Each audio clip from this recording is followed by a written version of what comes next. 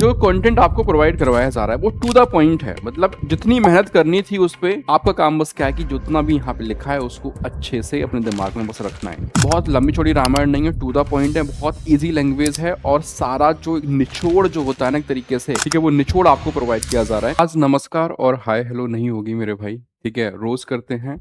But ये जो session मैं आप लोगों के लिए लेके आया हूँ, यकीन मानिए जैसा कि आप लोगों से प्रॉमिस किया था मैंने कि जो भी कंटेंट आपको दिया जा रहा है, ठीक है, जो भी कंटेंट आपको मिल रहा है वो कंटेंट पूरी तरीके से एकदम एग्जाम ओरिएंटेड कंटेंट है।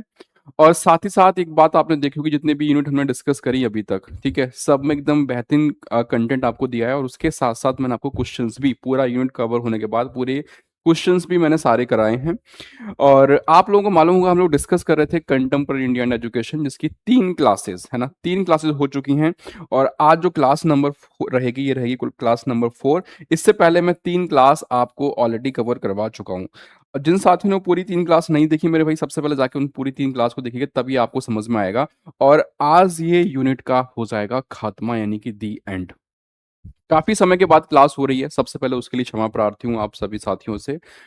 आप लोगों की परेशानी जायज़ है, आप लोगों का परेशान होना जायज़ है, मैं उसको एक्सेप्ट करता हूँ। बट इतना मेरा कहना है आप लोगों से कि जो प्रॉमिस है, आपका सिलेबस आपके एग्ज़ाम से पहले पूरा कवर करवाने की ज़िम्मेदारी मेरी है, ठीक है? तो आप परेशान मत होइएगा।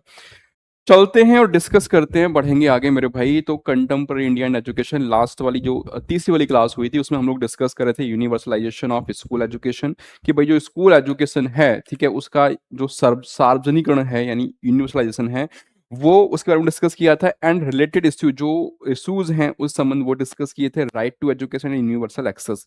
यानी ये पूरी यूनिट चल रही थी, कवर नहीं हुई थी, खत्म नहीं हुई थी, इस पर हम लोग डिस्कस चर्चा कर रहे थे। उसी को आगे बढ़ाना, ये सब मैंने बता दिया था कि भाई शिक्षा के क्षेत्र में जो सार्वजनिकरण है, जो यूनिवर्सलाइजेशन, उसका मतलब क्या है, होता क्या है यूनिवर्सलाइजेशन, वो सब हमने डिस्कस कर लिया था, ठीक है। उसके बाद एजुकेशन फॉर ऑल, इनके बारे में डिस्कस। देखो एक चीज, आप कंटेंट से एक चीज देखिएगा कि जो कंटेंट आपको प्रोवाइड करवाया जा रहा है वो टू द पॉइंट है। मतलब ऐसा नहीं है, जितनी मेहनत करनी थी उस पे बुक से, वो बुक्स से मेहनत मैंने कर ली।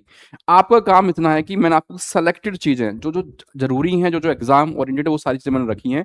आपका काम बस क्या है कि जितना भी यहाँ पे लिखा है उसको अच्छे से अपने दिमाग में बस रखना है, ठीक है। बहुत लंबी चौड़ी रामायण नहीं है, टू द पॉइंट है, बहुत इजी लैंग्वेज है। और सारा जो निचोड़ जो होता है ना एक तरीके से, ठीक है, वो निचोड़ आपको प्रोवाइड किया जा रहा है। ये हमने डिस्कस कर लिया था, ठीक है, यहाँ तक सारी चीजें हो गई थी। देन उसके बाद शिक्षा के जो प्रमुख लक्ष्य थे हमारे यूनिवर्सलाइजेशन के, वो डिस्कस कर लिए थे, ठीक है। संविधान एवं न्यायालय की दृष्टि में सार्वजनिकरण क्या है, ये डिस्कस कर लिया था, ठीक है। और राष्ट्र नीति 1986 में क्या चीजें स्पष्ट करी गई थी कि भैया 1995 तक जो अनौपचारिक शिक्षा है उसके बारे में मैंने बता दिया था। तो यहाँ तक चीजें सारी कवर हो गई थी। आई होप जिन लोगों ने पुरानी क्लास नहीं देखी मेरे भाई, पहले की 3 क्लास देख लेना, तभी आपको समझ में आएगा। अदरवाइज ऐसा नहीं, समझ में आएगा लेकिन आधी अधूरी चीजें रहेंगी। और ये यूनिट जो है आज आपकी लास्ट हो जाएगी, थोड़ा सा लंबा रहेगा सेशन, जैसा कि आपसे कमिटमेंट था कि कई दिन से क्लास नहीं हुई थी। तो आज मैंने जो भी आपको कवर करवा रहा हूँ सारा यूनिट कवर हो जाएगा। मतलब क्लास थोड़ी सी लंबी रहेगी, तो आप लोग उसी हिसाब से एकदम प्रिपेयर होके बैठिएगा, ठीक है। चलते हुए बढ़ते हैं फिर आगे, ठीक है। अब हम लोग स्टार्ट करेंगे कि भाई जो हमारा यूनिवर्सलाइजेशन था, ठीक है, उसके लिए कौन से इनिशिएटिव हुए, कौन कौन से हमारे मेन, कौन कौन से हमारे मेजर इनिशिएटिव है, उसको हम लोग डिस्कस करने जा रहे हैं। क्योंकि हमने डिस्कस कर लिया था कि भाई मीनिंग क्या है सार्वजनिकरण का, यूनिवर्सलाइजेशन का मतलब क्या है कि सभी के लिए शिक्षा हो, सभी तक हर बच्चे तक शिक्षा की पहुंच हो, कोई बच्चा वंचित ना रहे, ये था बेसिकली मतलब यूनिवर्सलाइजेशन का। अब बात ये कि कौन कौन से ऐसे मेजर इनिशिएटिव हुए इस यूनिवर्सलाइजेशन के लिए, ताकि ये अच्छे ढंग से हो पाए यूनिवर्सलाइजेशन हमारा, ठीक है। इसमें सबसे फर्स्ट नंबर पे आपको ध्यान रखना है मेरे भाई, क्या, डीपीईपी, ठीक है। डीपीईपी की फुल फॉर्म भी आपको आनी चाहिए, डिस्ट्रिक्ट प्राइमरी एजुकेशन प्रोग्राम। तो सबसे फर्स्ट नंबर हम डिस्कस कर रहे हैं किसके बारे में, डीपीईपी के बारे में। ये डीपीईपी क्या था, एक इनिशिएटिव था। किस लिए था इनिशिएटिव कि भैया जो हमारा यूनिवर्सलाइजेशन है स्कूल एजुकेशन का, वो अच्छे से हो सके, उसके लिए हमने इनिशिएटिव लिया डीपीईपी का। आगे चर्चा करूंगा इसके बारे में। मेन बातें क्या ध्यान रखने की भाई, क्वेश्चन एक तो यहाँ की फुल फॉर्म पूछता है, इसकी फुल फॉर्म से क्वेश्चन आता है, पहला पॉइंट आपको ये ध्यान रखना है, ठीक है। अब किसकी मदद से ये संचालित किया जा रहा था? डिस्ट्रिक्ट प्राइमरी एजुकेशन जो था प्रोग्राम जो था ये किसकी मदद से? तो यहाँ पे ध्यान रखिएगा वर्ल्ड बैंक और हमारा कौन है आईएमएफ यानी अंतर्राष्ट्रीय मुद्रा कोष, ठीक है? इनकी मदद से ये संचालित किया जा रहा था। उसके बाद नेक्स्ट जो इनिशिएटिव था हमारा वो था क्या? एसएसए जिसको आप बोलते हो क्या? सर्व शिक्षा अभियान एसएसए, ठीक है? ये पूछता है कि भैया जो एसएसए है ये कब स्टार्ट होता है? इसकी ईयर पूछ लेगा, ध्यान रखिएगा 2001। 2001 ध्यान रखना। ऐसे-ऐसे क्यों आया? किस लिए आया? तो इसका भी एक यही था कि भई जो हम बात कर रहे हैं यूनिवर्सलाइज़ेशन की, उसका एक इनिशिएटिव था ये भी, ठीक है? यहाँ पे आप ध्यान रखना कि भई इसमें मेजर क्या-क्या बातें थी, तो ध्यान रखिए 210 मिलियन लगभग बच्चे, ठीक है? इनको शामिल किया गया था। 210 मिलियन बच्चों को हमने शामिल किया इसमें और उसके साथ-साथ मेरे भाई 1 मिलियन जो विद्यालय थे, अगर विद्यालय की संख्या पूछेगा, हालाँकि इतना डिटेल नहीं पूछेगा, फिर भी मैंने आपको हर चीज़ बहुत डिटेल में दी है, ठीक है? तो अगर बच्चों की संख्या पूछ लेगा तो 210 हो जाएगी, विद्यालय की संख्या पूछेगा तो 1 मिलियन हो जाएगा और वहीं लगभग 4 मिलियन जो शिक्षक थे उनको जोड़ा गया था। तो अब अगर इतना बड़ा चीज़ें हो रही हैं, इतने बड़े लेवल पे हो रही हैं, तो कहीं न कहीं अगर आप ये भी देखेंगे कि भाई जो हमारा एक तरीके से जिसकी हम बात कर रहे हैं कैसे हम शिक्षा को हर किसी तक पहुँचा पाएँ, तो ये एक बहुत बड़ा मेजर इनिशिएटिव था एसएसए किसके अंतर्गत? आपका यूनिवर्सलाइजेशन के अंतर्गत, ठीक है? ध्यान रखना। तो यहाँ से क्वेश्चन एक तो इसकी फुल फॉर्म सभी को पता ही है, कब? तो ईयर पूछा तो ईयर ध्यान रखिएगा 2001, ठीक है? और ये डेटा मैंने बता ही दिया आप लोगों को, ठीक है? यहाँ तक कोई दिक्कत, कोई परेशानी नहीं। एक और इनिशिएटिव था हमारा वो था मिड डे मील स्कीम, ठीक है? मिड डे मील से क्वेश्चन आते हैं। देखो, हम लोगों ने स्टार्टिंग में क्या किया था, मैं फिर से वही रिपीट कर रहा हूँ कि भई यूनिवर्सलाइजेशन क्यों ज़रूरी है, वो हमने समझ लिया। अब ये यूनिवर्सलाइजेशन सही ढंग से हो सके, इसके लिए कुछ हमारे इनिशिएटिव भी थे, तो वही इनिशिएटिव हम डिस्कस कर रहे हैं। इसमें एक हमारा डीपीईपी था, ठीक है? उसके बाद एसएसए आ गया और फिर एक था क्या मिड डे मील, मध्याह्न भोजन योजना जिसको हम बोलते हैं। अब जो मध्याह्न भोजन योजना है मेरे भाई आपको पता होना चाहिए वर्तमान में जो उसका नाम है, वो क्या है? पीएम पोषण योजना, ठीक है? पीएम पोषण योजना के नाम से इसको हम लोग जानते हैं। ये सभी साथियों को एक सेकंड थोड़ा इधर लिख लेते हैं। सभी साथियों को मालूम होना चाहिए पीएम पोषण योजना, ठीक है? वर्तमान में इसका नाम क्या है? पीएम पोषण योजना है, जिन साथियों को नहीं मालूम है वो ध्यान रखना। पीएम पोषण योजना के नाम से हम लोग इसको जानते हैं मध्याह्न भोजन को। स्टार्ट कब होता है, ठीक है? शुरुआत कब होती है? अभी रिसेंटली आपका 15 अगस्त गया है, 15 अगस्त के ही दिन, है ना? 15 अगस्त। अगर बात करेंगे यहाँ पे 1995 तो ईयर है और अगर आपसे डेट पूछेगा तो 15th ऑफ अगस्त आपको ध्यान रखना है, ठीक है ना? 15th ऑफ अगस्त, 15 अगस्त 1995। और एक और बात ध्यान रखना कि कहाँ से स्टार्टिंग हुई थी। सबसे पहले किस राज्य ने शुरुआत करी थी मिड डे मील योजना की? तो नाम ध्यान रखना, तमिलनाडु ने सबसे पहले स्टार्ट किया था। ये सारी चीजें आपको ध्यान रखनी है। अब इसका मतलब क्या था भाई? मध्याह्न भोजन योजना जिसका वर्तमान में नाम पीएम पोषण योजना कर दिया गया है, इसका उद्देश्य क्या था कि कहीं ना कहीं जो हमारा ड्रॉप आउट रेट था, जो बच्चे स्कूल छोड़ के जा रहे थे, उस ड्रॉप आउट रेट को कम करना था। उसके साथ-साथ जो हमारा न्यूट्रिशन स्टेटस है, जो पोषण स्तर है, ठीक है, उसको सुधारने के उद्देश्य से भी काम किए गए थे।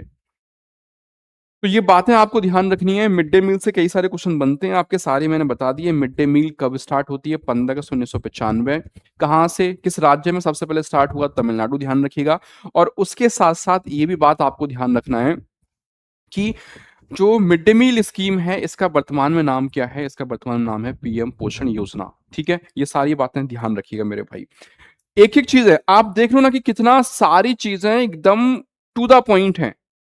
बहुत लंबी-लंबी किताबें हैं, बहुत लंबी-लंबी रामायण नहीं करनी है आप लोगों को, जो करना था वो सारी मेहनत मैं करता हूँ। आप लोगों को अगर मुझे 1 घंटे कंटेंट डिलीवर करना है, तो 4 घंटे मुझे कंटेंट बनाने में लगते हैं। तब वहाँ से पूरा निचोड़ आ पाता है, ठीक है? वरना किताबें तो आप देखेंगे तो कितनी किताबें पढ़ेंगे, 3-3 सौ पेज की एक यूनिट की किताब है, ठीक है? तो कैसे उसको कवर करोगे? 3-3 सौ पेज 1 यूनिट में हैं, ठीक है? 300 प्लस है मैक्सिमम सब में। तो वहाँ से कैसे आपके लिए एग्ज़ाम ओरिएंटेड चीज़ें बनाई जाएँ, वो मैं उस पे मैं काम कर रहा हूँ, उस पे मैं मेहनत कर रहा हूँ। आपको बस जितना करवा रहा हूँ, उतना आपको ढंग से कर लेना है। यहाँ तक कोई दिक्कत, कोई परेशानी नहीं आनी चाहिए। उसके बाद चलते फिर आगे हम 1993 से लेके 2002 तक इसके जो प्रमुख संवैधानिक एवं नीतिगत विकास थे, उसके बारे में डिस्कस करेंगे। यानी major constitutional and policy developments 1993 to 2002, ठीक है, यानी 2002 तक। इसमें मैंने अभी आप लोगों से बात करी थी किसके बारे में, डीपीईपी के बारे में। तो ध्यान रखिएगा, 1993 में सर्वोच्च न्यायालय ने निःशुल्क एवं अनिवार्य प्राथमिक शिक्षा को मौलिक अधिकार के रूप में मान्यता दी थी। आप सभी को मालूम है कि भाई जो हमारा निःशुल्क और अनिवार्य शिक्षा है, जिसको हम फ्री एंड कंपलसरी एजुकेशन बोलते हैं, ठीक है, ये क्या है, फंडामेंटल राइट है, ठीक है, क्या है, ये मौलिक अधिकार है। और ये कब, इसको मान्यता कब मिली, मान्यता कब मिली थी, 1993 में मिली थी। 1993 में तो दो क्वेश्चन यहां से बनेंगे कि भाई जो निःशुल्क और अनिवार्य प्राथमिक शिक्षा है, free and compulsory primary education है, ये क्या है, फंडामेंटल राइट यानी मौलिक अधिकार के अंतर्गत आती है। और इसको मान्यता कब देगी, तो 1993, 1993 आपको ध्यान रख लेना है, ठीक है। उसके बाद देखो 1994 में क्या होता है, 1994 में क्या होता है, जो मैंने बताया था अभी आपको, डीपीईपी, ठीक है, डिस्ट्रिक्ट प्राइमरी एजुकेशन प्रोग्राम, ये स्टार्ट किया गया था। और किसकी मदद से किया गया था, तो वहां पर ध्यान रखना आप लोग, वर्ल्ड बैंक और IMF, ठीक है, ये दो नाम आपको ध्यान रखने हैं। और केंद्र सरकार ने जिला प्राथमिक शिक्षा कार्यक्रम, जिला प्राथमिक शिक्षा कार्यक्रम, अगर इंग्लिश कभी कभी देखो ये हो जाता है, मैंने कई बार आप लोगों को बताया भी कि वो जो फुल फॉर्म पूछता है ना, पूरा नाम जो पूछता है, वो इंग्लिश में नहीं पूछता, वो हिंदी में ही पूछ लेता है। तो ये ध्यान रखना है, जिला प्राथमिक शिक्षा कार्यक्रम जो होगा, ये आपको ध्यान रख लेना है, ठीक है, हिंदी में पूछेगा तो, ठीक है। अब ये जो कार्यक्रम था हमारा डीपीईपी वाला, इसमें ये बात कही गई थी कि भैया जितना भी खर्चा पानी होगा, इस प्रोग्राम को चलाने में जितना भी खर्चा होगा, उसमें 85% शेयर किसका रहेगा, वो रहेगा सेंट्रल गवर्नमेंट का, केंद्र सरकार का।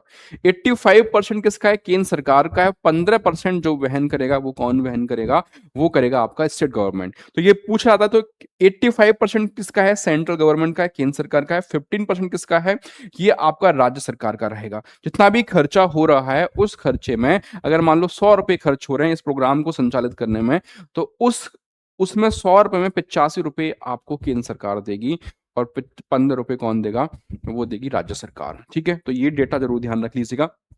इसके बाद अगेन एक और महत्वपूर्ण पॉइंट आप लोगों को ध्यान रखना है, 86वां संविधान संशोधन 2002 में हुआ था। पहली बात तो पहला क्वेश्चन यहीं से बन जाता है कि 86वां संविधान संशोधन किस वर्ष किया गया, किस वर्ष हुआ 86वां कॉन्स्टिट्यूशनल अमेंडमेंट, कब होता है, 2002 में होता है, ये बात ध्यान रखिएगा। अब इस 86वें संविधान संशोधन में क्या क्या बातें हुई थी, क्या क्या बातें कही गई थी, वो आपको ध्यान रखना है। तो इसके माध्यम से आपको एक बात ध्यान रखिएगा कि भैया इसमें क्या, जो शिक्षा के अधिकार, जो राइट टू एजुकेशन था, उसको जीवन के अधिकार यानी राइट टू लाइफ के अंतर्गत मौलिक अधिकार के रूप में शामिल किया गया है। 86वां संविधान संशोधन कब होता है, 2002 में होता है। इसमें यह कहा गया कि जो शिक्षा का अधिकार है, जो राइट टू एजुकेशन है, राइट टू एजुकेशन को हमने जीवन के अधिकार यानी राइट टू लाइफ के अंतर्गत हमने मौलिक अधिकार यानी फंडामेंटल राइट के अंदर शामिल कर दिया।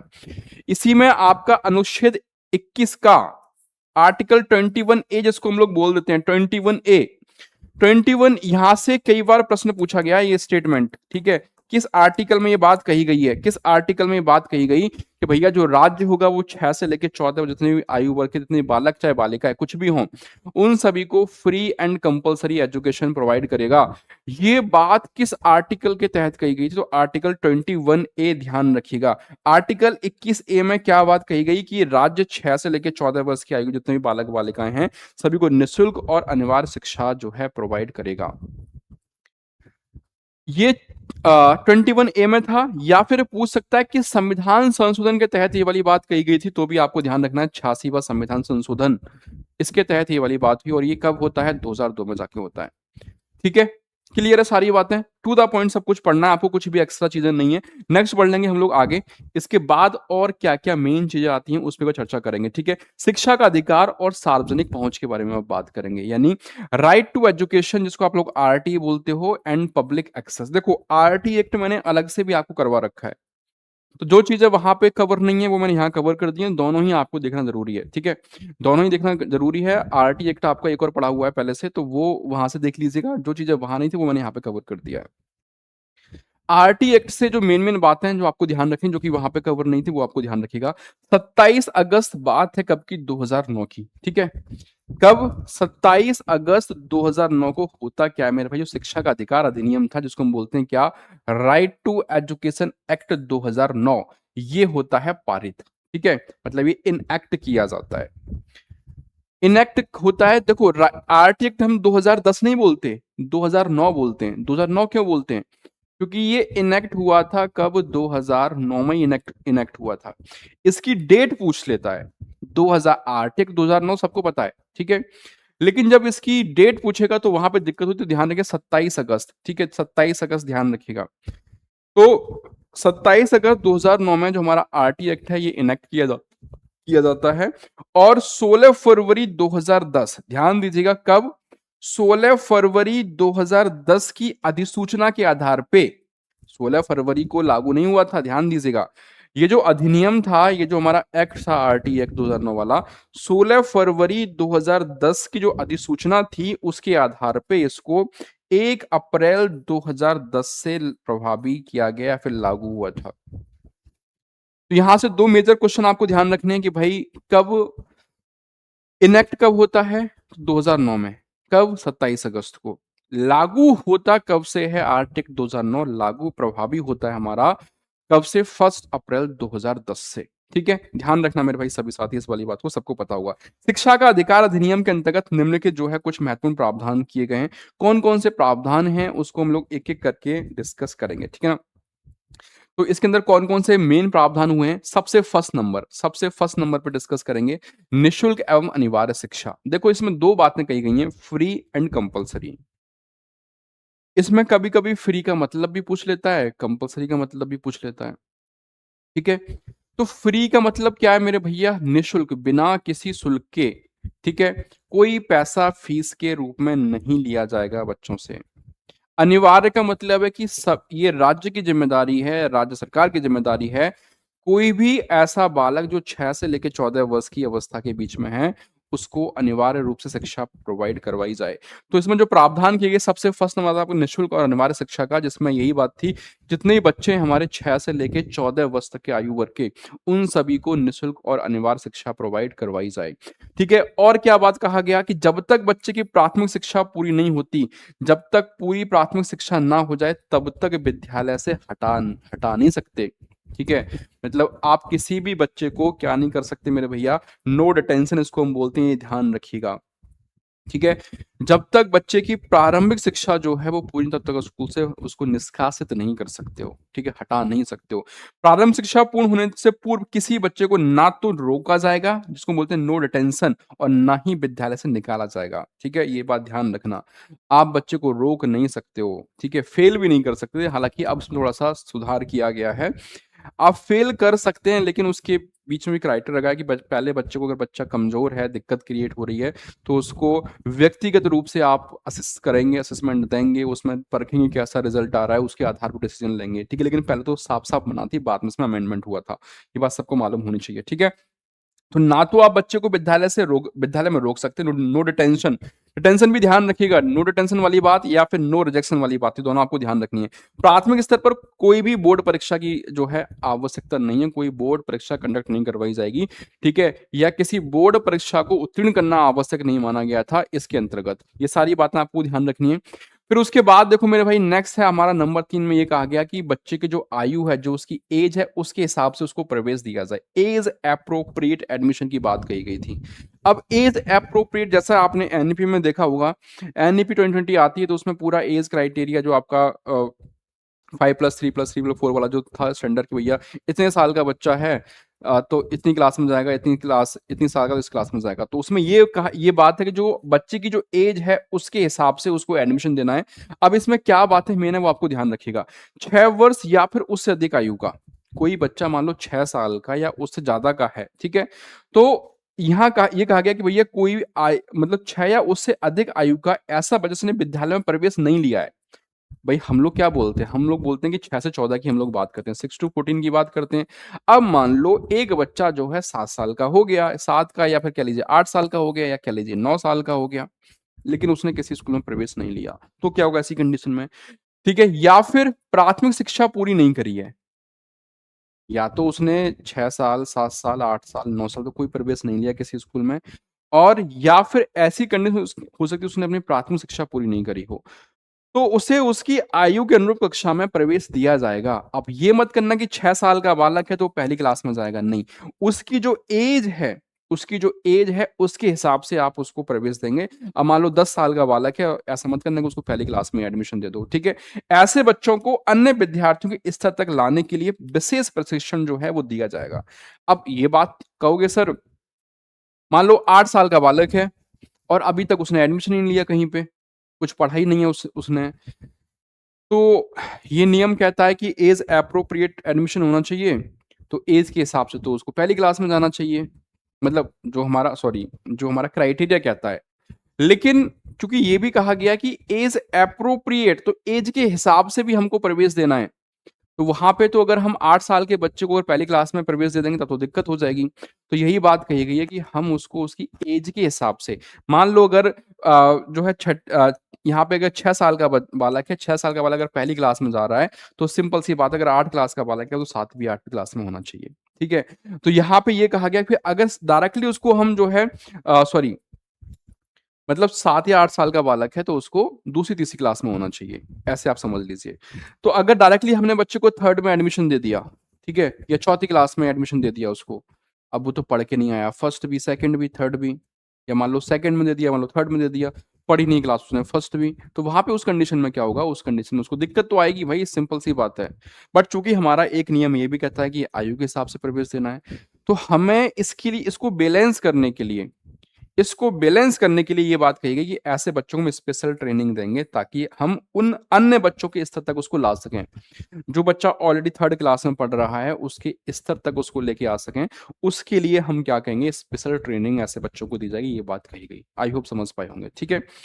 और अगर बच्चे की आयु 14 वर्ष से अधिक हो जाए, मान लो बच्चे की एज 6 to 14 की हम लोग बात कर रहे हैं, अब बच्चे की आयु तो 14 वर्ष से अधिक हो गई, उस कंडीशन में आप क्या करोगे, ठीक है, तब भी तब भी उसे प्राथमिक शिक्षा पूर्ण करने का अवसर जो है विद्यालय को देना पड़ेगा हर हाल में, ठीक है। क्योंकि 6 to 14 की बात करी गई, लेकिन अगर मान लो 14 साल का बच्चा हो गया, तो क्या उसको निकाल देंगे, उसको मना नहीं करेंगे, उसको जो है जो उसकी प्रारंभिक शिक्षा है वो पूर्ण होने तक विद्यालय में पढ़ने का अवसर दिया जाएगा, बेशक उसकी एज जो है 14 साल से ज्यादा ही क्यों ना हो जाए, ठीक है, अगर उसने नहीं पढ़ा है तो। क्लियर है सारी बातें, आई होप समझ पा रहे हो, कोई दिक्कत कोई परेशानी के साथी को नहीं आनी चाहिए, मेरे हिसाब से सब कुछ बढ़िया चल रहा है, परफेक्ट चल रहा है। चलते हैं आगे। अब देखो नेक्स्ट आता है इसमें हमारा प्रूफ ऑफ एज, ठीक है। आजकल आप देखते हो जो बच्चे का एडमिशन कराने जाते हैं तो बर्थ सर्टिफिकेट मांगते हैं, ठीक है, बिना उसके एडमिशन नहीं होता है, कंपलसरी कर दिया है। तो प्रवेश के लिए आयु का जो निर्धारण है भाई, कैसे हम आयु का निर्धारण करेंगे, उसके लिए क्या है, जन्म प्रमाण पत्र यानी बर्थ सर्टिफिकेट, ठीक है, ये जरूरी होता है। ये माना जाता है, अगर मान लो नहीं है बर्थ सर्टिफिकेट तो भी बच्चों को एडमिशन से मना नहीं करोगे, ठीक है।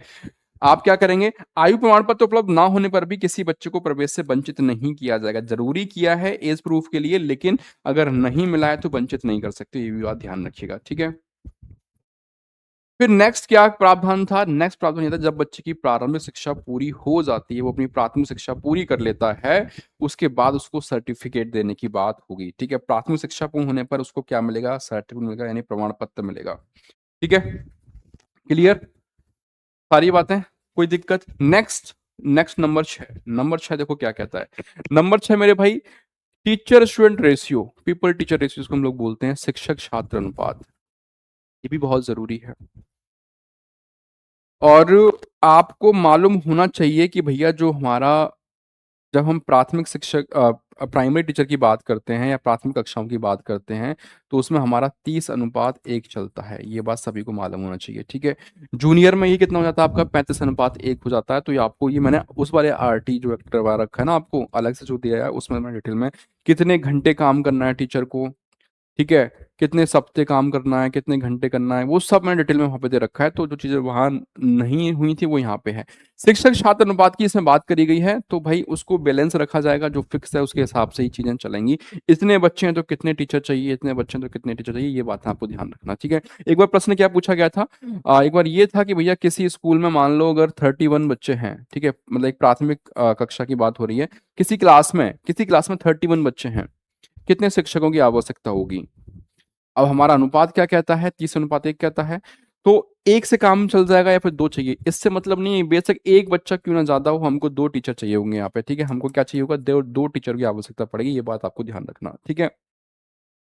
चलिए, अब यहाँ पे देखो पॉइंट नंबर 7, क्योंकि जब आरटी एक्ट आपका आता है 2010 की बात थी, ठीक है, 2010 में ऐसा प्रावधान था कि भाई उस समय जब ये नियम आया हमारा तो ये J&K में लागू नहीं था, ठीक है, आप सभी को पता है। लेकिन अभी की कंडीशन में क्या है, ये J&K में लागू हो चुका है, उस समय लागू नहीं था। बट प्रेजेंट वाले सीन में आपको ध्यान रखना अभी क्या है, अभी अगर आप प्रेजेंट में देखेंगे तो अभी वहां पर भी लागू है, ठीक है, ये बात ध्यान रखिएगा। ठीक है, आर्थिक रूप से जो कमजोर वर्ग हैं, जो इसको आप बोलते हो क्या, EWS कैटेगरी, ठीक है, EWS कैटेगरी, इसके लिए बात करी गई थी कि 25% रिजर्वेशन। आजकल जो आप देखते हो ना, अलग अलग जैसे वैकेंसी जॉब वगैरह आती हैं तो वहां पे भी ये जो है रिजर्वेशन रखा जाता है। बाकी यहाँ पे ये ध्यान रखिएगा कि जो स्कूल थे उसमें भी 25% सीट जो है रिजर्व रखने की बात करी गई थी ऐसे लोगों को जो कैसे आते हैं, आर्थिक रूप से कमजोर वर्ग से आते हैं, EWS कैटेगरी से आते हैं। ठीक है, क्लियर सारी बातें। चलें आगे। नेक्स्ट था हमारा नंबर 9, कहता है शिक्षा की गुणवत्ता, क्वालिटी ऑफ एजुकेशन। भाई देखो, शिक्षा की गुणवत्ता में सुधार करना है, क्वालिटी अगर एजुकेशन नहीं देंगे तो फिर कैसी चीजें हो पाएंगी, है ना। तो उसकी बात करी गई थी। शिक्षकों की जो व्यवसाय की योग्यता है, प्रोफेशनल क्वालिफिकेशन की बात इसमें यह कहा गया था कि अगर भैया कोई विद्यालय और शिक्षक के जो 5 वर्ष है ना, 5 वर्ष के भीतर जो निर्धारित व्यवसाय की योग्यता है, ठीक है, ये जो प्रमाण पत्र जरूरी है उसके लिए वो प्राप्त करना ही करना होगा हर हाल में। अगर कोई टीचर ये योग्यता प्राप्त नहीं कर पाता है तो उनको उन शिक्षण कार्य को छोड़ना पड़ेगा। ठीक है, अब जैसे हाल ही में आपने देखा ना, सुप्रीम कोर्ट ने आदेश दे दिया है कि जो भी शिक्षक टेट पास नहीं है, उनको टेट पास करना ही पड़ेगा, टेट पास नहीं कर पाएंगे तो उनकी नौकरी चली जाएगी। ठीक है, तो ये प्रावधान है पहले से ही, और जो चीजें इंप्लीमेंट नहीं हुई थी वो इंप्लीमेंट आपको अब देखने को मिल रही हैं। विद्यालयों का आधारभूत ढांचा मतलब स्कूल इंफ्रास्ट्रक्चर। अब देखो मेरे भाई, सिंपल सी बात, जब मैं इंफ्रास्ट्रक्चर की बात करता हूं तो ये बात आपको मालूम होना चाहिए कि इंफ्रास्ट्रक्चर हमारा मतलब बच्चे के अनुकूल होना चाहिए। ठीक है, बच्चों को कोई परेशानी ना हो। ठीक है, किसी विद्यालय का जो बेसिक इंफ्रास्ट्रक्चर है वो एक तरीके से जो निर्धारित मानक हैं हमारे, जो क्राइटेरिया सेट किया गया है कि भैया एकदम सुलभ शौचालय होने चाहिए, जो दिव्यांग बच्चे हैं उनके लिए रैंप वगैरह बनी हो प्रॉपर तरीके से। तो जो एक हमारा बेसिक इंफ्रास्ट्रक्चर है वैसा होना चाहिए, जो एक मानक डिसाइड किए गए हैं उसके हिसाब से। और अगर ऐसा नहीं है तो उसको 3 साल के अंदर, विदिन 3 इयर्स उसको सुधारना पड़ेगा हर हाल में। ठीक है, अगर मान लो इन 3 साल में, 3 साल के अगर 3 साल में सुधार नहीं होता है तो विद्यालय की जो मान्यता है वो समाप्त कर दी जाएगी। आजकल देखो ना, आप ये ऐसी मान्यता नहीं मिल जाती है स्कूल्स को। ठीक है, स्कूल्स में अगर आपको, जैसे आप विद्यालय अपना चालू करना चाहते हैं 1 to 5 या फिर जो है 1 से 10वीं तक का विद्यालय चालू करना चाहते हैं, तो उसके लिए प्रॉपर जो मानक हैं, वो बिल्डिंग आपकी जो इंफ्रास्ट्रक्चर स्कूल का बना हुआ है वो उस हिसाब से होना चाहिए, तभी आपको मान्यता मिलती है, अदरवाइज मान्यता नहीं मिलती है। ठीक है, अब भैया जो खर्चा होगा उसका वहन कौन करेगा, तो देखो उसके बारे में क्या बात कही गई कि जितना भी हमारा व्यय होगा उसका आर्थिक व्यय के वो केंद्र सरकार एवं राज्य सरकार के बीच बांटा जाएगा। यहाँ पे 55 और वो 15 वाली बात, 85-15 वाली बात नहीं है यहाँ पे, मतलब ये बात कही कि जितना भी इसमें खर्चा हो रहा है उसको केंद्र सरकार और राज्य सरकार दोनों के बीच क्या किया जाएगा, बांटा जाएगा, डिस्ट्रीब्यूट किया जाएगा। ठीक है, इसके बाद नेक्स्ट हमारा टॉपिक हम लोग स्टार्ट करने जा रहे हैं, शिक्षा संबंधी संवैधानिक प्रावधान, constitutional provisions relating to education. यानी अगर आप देखेंगे तो अभी तक जो हम लोग डिस्कस कर रहे थे, जो हमारी 3 क्लास हुई हैं, ठीक है, 3 यूनिट्स की हो चुकी हैं। हमने क्या किया, अब जो तीसरी यूनिट आपकी खत्म हो गई यहाँ पे, मतलब सॉरी, 3 क्लास मैंने कवर करवा दी आपको, और उसके अंदर विद्यालय शिक्षा का सार्वजनिकरण, ठीक है, यूनिवर्सलाइजेशन को हमने डिस्कस कर लिया, और जितने भी रिलेटेड मुद्दे थे, शिक्षा का अधिकार वाली बात कर ली, सार्वजनिक पहुंच की बात कर ली, ये खत्म हो गया। इसके बाद जो है नेक्स्ट हम लोग टॉपिक पे बढ़ रहे हैं। अगला टॉपिक जो है हमारा, अब नया टॉपिक यहाँ से आपका स्टार्ट हो रहा है, तो भाई साथ के साथ रिवाइज करते रहिएगा। शिक्षा संबंधी संवैधानिक प्रावधान कौन कौन से किए गए उनको हम एक एक करके डिस्कस करेंगे। ठीक है, सबसे फर्स्ट हम चलते हैं समवर्ती सूची के विषय के रूप में शिक्षा। पहले ये समवर्ती सूची क्या है, संघ सूची क्या है, राज्य सूची क्या है, ये आपको मालूम होना चाहिए। ठीक है, अगर हम इंडियन कॉन्स्टिट्यूशन की बात करते हैं, भारतीय संविधान की बात करते हैं, इसमें 3 सूचियों की बात करी गई है। ठीक है, 3 लिस्ट की बात करी गई है। जो 3 लिस्ट है हमारी वो कौन कौन सी हैं, तो सबसे पहले आती है आपकी यूनियन लिस्ट, जिसको बोलते हैं क्या, संघ सूची। ठीक है, फिर है आपका स्टेट लिस्ट यानी राज्य सूची, फिर आपकी कॉन्करेंट लिस्ट यानी समवर्ती सूची। ये 3 लिस्ट जो है ये आपको ध्यान रखनी है। कौन सी मेरे भाई, संघ सूची, राज्य सूची और समवर्ती सूची। इन तीनों को पहले समझना पड़ेगा, ठीक है। एक एक करके हम तीनों को डिस्कस करेंगे, फिर आगे चलेंगे, ठीक है। सबसे पहले हम बात करते हैं समवर्ती सूची के बारे में। तो समवर्ती सूची है मेरे भाई, समवर्ती सूची में या फिर संघ सूची में या फिर आपका, देखो एक बात ध्यान रखो, जब तक मैं कहता हूं चाहे आप ना ये मत करो कि एक दिन में आपको 50 पेज पढ़ने हैं, नहीं, 20 पेज पढ़ो, लेकिन उन 20 पेज को 50 बार पढ़ना है आपको, ठीक है। तब जाके तैयारी आपकी अच्छी मानी जाएगी। कभी कभी क्या होता है कि जो बेसिक से क्वेश्चंस आते हैं हम उनको गलत कर जाते हैं, और मान लो अगर जो क्वेश्चन इजी है, आसान है, वो सबके लिए आसान रहेगा, अगर आप उनको गलत कर दोगे तो फिर मतलब दिक्कत है ना। जो भाई देखो, क्योंकि जो गेम डिसाइड होता है ना वो यहीं पे डिसाइड होता है।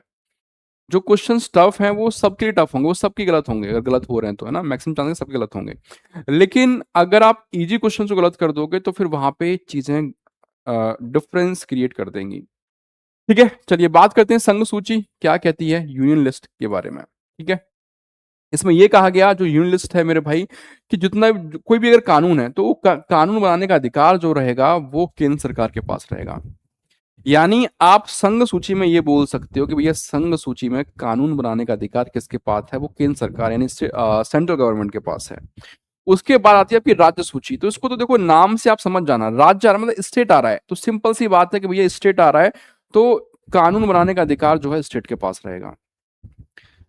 यूनियन वाले में क्या है, देखो अगर आपको ये याद हो गया राज्य स्टेट वाला तो मतलब बहुत सिंपल है, वैसे तो कोई दिक्कत नहीं आती है, आराम से याद रहते हैं, ठीक है। स्टेट वाले में कौन बनाएगा, स्टेट बनाएगा कानून, उसका अधिकार किसके पास है, स्टेट के पास है। यूनियन वाले में किसके पास अधिकार है, केंद्र सरकार अपने हिसाब से बनाएगा, ठीक है।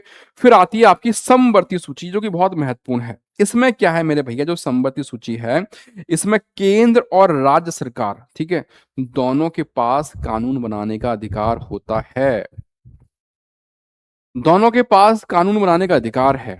अब अगर एक बात बताओ मुझे मेरे भाई की, जैसे हमने ये बोल दिया कि जो आपकी समवर्ती सूची है इसमें केंद्र और राज्य दोनों के पास अधिकार है कानून बनाने का, लेकिन अगर ऐसा हो रहा है कि मान लो कुछ उसमें ना विरोधाभास आ रहा है, मतलब राज्य एग्री नहीं कर रहा है, केंद्र एग्री नहीं कर रहा है, उस कंडीशन में किसको किसको प्रायोरिटी दी जाएगी, किसके कानून को वैल्यू दी जाएगी, कोई बता सकता है आप में से? मुझे कमेंट करके जरूर बताना ये वाली बात, ठीक है, किसको प्रायोरिटी दी जाएगी। चले फिर आगे चलिए, खैर यहाँ पे लिखा हुआ है आप देख लीजिएगा। अगर केंद्र और राज्य सरकार द्वारा बनाए गए कानून में विशेष मतलब कोई कोई विरोध आ रहा है, ठीक है, तो केंद्र सरकार का कानून जो होगा वो प्रभावी माना जाएगा। ये क्वेश्चन बन जाता है क्योंकि समवर्ती सूची में क्या है, समवर्ती सूची के अंदर हमने ये पढ़ा कि भाई राज्य और केंद्र दोनों के पास अधिकार है, लेकिन अगर विरोधाभास आ रहा है, विरोध आ रहा है, तो वहां पे जो सेंट्रल गवर्नमेंट ने जो कानून बनाया है, ठीक है, उसको हम प्रभावी मानेंगे, स्टेट गवर्नमेंट सेंट्रल गवर्नमेंट को, सॉरी, ठीक है। क्लियर बात। दूसरी बात आपको ये भी मालूम होनी चाहिए, जब स्टार्टिंग की हम लोग बात करते हैं, स्टार्टिंग में क्या था, जो एजुकेशन है ना आपका, ये स्टार्टिंग में किसमें था, स्टेट लिस्ट का हिस्सा था, यानी ये राज्य सूची के अंतर्गत आता था। कौन, एजुकेशन, शिक्षा के ऊपर जितने भी कानून बनाने का अधिकार था वो हर राज्य के पास था, हर राज्य सरकार अपने हिसाब से कानून बना सकती थी, ठीक है। ये बात आपको स्टार्टिंग की बात है, ठीक है। उस समय शिक्षा की व्यवस्था जो है राज्य सरकार के उत्तरदायित्व के अंतर्गत आती थी, ये बात आपको पता होनी चाहिए। केंद्र सरकार की भूमिका क्या थी, केंद्र सरकार की भूमिका केवल संघीय क्षेत्र, जो यूनियन टेरिटरीज होती है ना आपकी, यूटी जो होती हैं, ठीक है, जैसे आपका चंडीगढ़ है, तो पहले क्या था, पहले ये बात थी कि भाई शिक्षा को हमने शामिल किया किसके अंदर, स्टार्टिंग शिक्षा रही किसके अंदर, राज्य सूची के अंतर्गत, ठीक है। तो वहां पे जो अधिकार था वो किसके पास था, वो स्टेट गवर्नमेंट के पास था। केंद्र सरकार के पास क्या था कि जितने भी हमारी यूटीज वगैरह होती हैं, तो जो हमारी यूनियन टेरिटरीज हैं उसमें शिक्षा की व्यवस्था करना, ठीक है, राष्ट्र में शैक्षणिक संस्थाओं की स्थापना करना हो गया, तकनीक उच्च शिक्षा की बात हो गई, ठीक है, ये सब कौन करता था, ये कौन करता था, ये सेंट्रल गवर्नमेंट करती थी, यानी केंद्र सरकार करती है इस चीज को यूटी के अंदर, ठीक है, क्योंकि वो क्या है, यूनियन टेरिटरीज आती हैं। ये बात आपको मालूम होनी चाहिए। फिर क्या होता है, जब हमारा होता है 42वां संविधान संशोधन, ठीक है, 42वां संविधान संशोधन होता है, तो ये ध्यान रखिएगा, उसमें ये बात कही गई कि 42वां संविधान संशोधन, उसके द्वारा शिक्षा को हमने राज्य सूची से अलग करके समवर्ती सूची में शामिल कर दिया। देखो मेरे भाई ध्यान रखिएगा, स्टार्टिंग में शिक्षा किसका हिस्सा थी? राज्य सूची का हिस्सा थी। ठीक है, उस समय जो भी अधिकार थे वो राज्य सरकार के पास थे। जब 42वां संविधान संशोधन होता है, ये भी क्वेश्चन बनता है कि संविधान संशोधन के तहत शिक्षा को राज्य सूची से हटाकर हमने शामिल किया किसमें? समवर्ती सूची के अंदर शामिल किया। ठीक है, तो अगर यहां से प्रश्न बनेगा तो आपका प्रश्न गलत नहीं होना चाहिए। आपको ध्यान रखना वो संविधान संशोधन हमारा 42वां, ठीक है, 42 अमेंडमेंट था। थोड़ा सा लाइटिंग का दिक्कत है, अब इस ठीक हो गया है ना, फ्लैक्चुएट कर रही थी। इसके बाद होता क्या है मेरे भाई, शिक्षा की जो व्यवस्था थी वो करना केंद्र और राज्य सरकार दोनों का संयुक्त रूप से उत्तरदायित्व बन गया। पहले कौन कर रहा था? राज्य कर रहा था। फिर 42वां संविधान संशोधन होता है, उसमें ये प्रावधान किया गया कि नहीं भैया, हम जो शिक्षा को है समवर्ती सूची के अंतर्गत लेके आते हैं, जिसमें केंद्र सरकार और राज्य सरकार दोनों का हिस्सा रहेगा, मतलब दोनों की ही जिम्मेदारी रहेंगी, दोनों की रेस्पॉन्सिबिलिटी रहेगी। ठीक है, थोड़ा सा लाइट पता नहीं क्यों फ्लैक्चुएट कर रही है, थोड़ा सा उसको मैनेज कर लीजिएगा भाई। आई होप क्लियर होगा, कोई दिक्कत कोई परेशानी किस साथी को नहीं आ रही होगी यहाँ तक। ठीक है, चलिए आगे आता है हमारा provisions for early childhood care and education, ECC. शिशु शिक्षा की व्यवस्था की बात करेंगे। ठीक है, शिशु शिक्षा की हम लोग बात करेंगे। अब इसमें क्या क्या प्रोविजंस थे, क्या कहा गया, तो देखो मेरे भाई ध्यान रखिएगा, जो हमारा ईसीसी ये है उसमें जन्म से लेके यानी 0 to 6, कितना? 0 to 6। ठीक है, जन्म से लेके 6 वर्ष यानी बर्थ टू 6 जो बच्चे थे उनकी देखभाल, उनकी शिक्षा की बात करी गई थी। और ये दायित्व किसका था? ये राज्य का उत्तरदायित्व था। ये राज्य सरकार की रेस्पॉन्सिबिलिटी है, जो बच्चे हमारे 0 से लेकर 6 साल तक के आते हैं उनकी देखभाल करे ठीक ठाक, उनको पोषण मिल पा रहा है नहीं मिल पा रहा है, प्रॉपर एजुकेशन वगैरह का सारा ही किसका हिस्सा था? हमारा राज्य सरकार का उत्तरदायित्व था। ठीक है, उसके बाद क्या होता है, उसके बाद आपका जो 86वां संविधान संशोधन था, ठीक है, 86वां संविधान संशोधन था, उसके द्वारा अनुच्छेद 45, ठीक है, आर्टिकल कितना? आर्टिकल ध्यान रखिएगा 45, इसमें यह प्रावधान जो है आपका जोड़ा गया था। सबसे पहली बात ध्यान रखिएगा कि 86वां संविधान संशोधन कब होता है? 2001 में जाके होता है। और उसका आर्टिकल 45, ठीक है, आर्टिकल 45 क्या कहता है? आर्टिकल 45 ये वाली बात कहता है कि जो राज्य है, जो स्टेट है, वो सभी बच्चों के लिए, जितने बच्चे हैं उन सभी बच्चों के लिए 6 वर्ष की आयु प्राप्त करने तक बाल अवस्था देखभाल शिक्षा की व्यवस्था करेगा। राज्य की जिम्मेदारी होगी, राज्य सरकार की जिम्मेदारी होगी, जब तक बच्चा जो है 6 वर्ष की आयु प्राप्त नहीं कर लेता तब तक उसकी देखभाल और शिक्षा की जिम्मेदारी राज्य सरकार की है। कि संविधान संशोधन के तहत ये वाली बात कही गई थी, तो ये था आपका 86 अमेंडमेंट, 86वां संविधान संशोधन था। ठीक है, कब होता है? 2001 में जाके होता है। कौन से आर्टिकल के तहत ये बात कही गई थी? तो आर्टिकल 45। लाइट फ्लैक्चुएट कर रही है भाई, थोड़ा सा इसको मैनेज करना पड़ेगा, पता नहीं क्या दिक्कत आ रही है लाइट में। ठीक है, आई होप ऐसे आवाज वगैरह तो क्लियर पहुंच रही है आप लोगों तक। चले आगे, चलो देखो नेक्स्ट, इसमें हम लोग बात करेंगे और प्राथमिक स्तर की अनिवार्य एवं निशुल्क शिक्षा। ये जो आप लोग पढ़ चुके हो फ्री एंड कंपलसरी एजुकेशन, वही बात है कि आर्टिकल 45 में ये भी बात कही गई कि भैया जो राज्य है, संविधान लागू होने के 10 वर्षों के भीतर, जब से संविधान लागू होता है तब से लेके 10 साल के अंतर्गत अंतर्गत क्या करेगा? 14 साल तक के जितने बच्चे हैं, क्योंकि अब यहाँ पे ईसीसी की बात नहीं हो रही, अब यहाँ पे बात हो रही है एलिमेंट्री लेवल पे बात हो रही है, यहाँ पे प्राथमिक शिक्षा की बात हो रही है, प्राथमिक स्तर की बात हो रही है कि 14 साल तक के जो बच्चे हैं उनकी शिक्षा की जिम्मेदारी की बात होगी, वो भी कैसी? Free and compulsory. ठीक है, संविधान में जो राज्य वर्ड है, स्टेट वर्ड, ठीक है, इसका अर्थ, ये बात जरूर ध्यान रखिएगा मेरे भाई, क्योंकि जब संविधान में जो राज्य वाली बात आई थी वहां पे, जैसे आपने देखा होगा यहाँ पे एक बात कही गई थी, ये रही कि आर्टिकल 45 में ये कहा गया कि जो राज्य है वो सभी बच्चों के लिए 6 से लेके मतलब 6 वर्ष की आयु प्राप्त होने तक क्या करेगा? उनकी देखभाल और शिक्षा की व्यवस्था करेगा। तो यहाँ पे राज्य से मतलब आपको किसी पर्टिकुलर स्टेट को नहीं समझना है। ठीक है, यहाँ पे ये बात साफ साफ कही गई है कि संविधान में जो राज्य है, जो स्टेट है, इसका मतलब होता है केंद्र सरकार। ठीक है, राज्य सरकार और प्रशासनिक तंत्र, इन तीनों को मिलाकर के हमने वहां पे स्टेट वर्ड यूज किया है संविधान के अंतर्गत। तो ये ध्यान रखिएगा, यहां से प्रश्न बन सकता है, संविधान में जो राज्य स्टेट है उसका मतलब क्या है, आपका केंद्र सरकार, उसके साथ साथ आपका जो है सेंट्रल गवर्नमेंट, स्टेट गवर्नमेंट और आपका एडमिनिस्ट्रेटिव अथॉरिटी जितनी होगी वो सारी इसके अंदर शामिल, तीनों को मिला के बना, ठीक है। राज्य मतलब ये तीनों 6 से लेके 14 वर्ष तक के जो बच्चे हैं उनकी उनके लिए प्राथमिक शिक्षा की अनिवार्य और निःशुल्क व्यवस्था करेगा, ठीक है, बिना किसी शुल्क के, फ्री एंड कंपलसरी, सभी के लिए अनिवार्य रूप से शिक्षा देनी ही देनी है, कोई बच्चा शिक्षा से वंचित ना रहे उसकी व्यवस्था करने की बात कही गई थी, ठीक है। नेक्स्ट आता है हमारा समान प्रवेश का अधिकार, राइट टू इक्वल एडमिशन, समान प्रवेश का अधिकार, ठीक है। इसमें क्या कहा गया, इसमें क्या बात कही गई वो समझेंगे करके। जो इंडियन कॉन्स्टिट्यूशन है मेरे भाई, वो जितने भी नागरिक हैं, चाहे कहीं किसी भी धर्म से आते हैं, किसी भी जाति से आते हैं, इस बात से कोई फर्क नहीं पड़ता, तो सभी नागरिकों के बारे में ये कहा गया कि भाई उनको शिक्षण संस्थाओं में समान प्रवेश, इक्वल एडमिशन का अधिकार प्रदान करता है।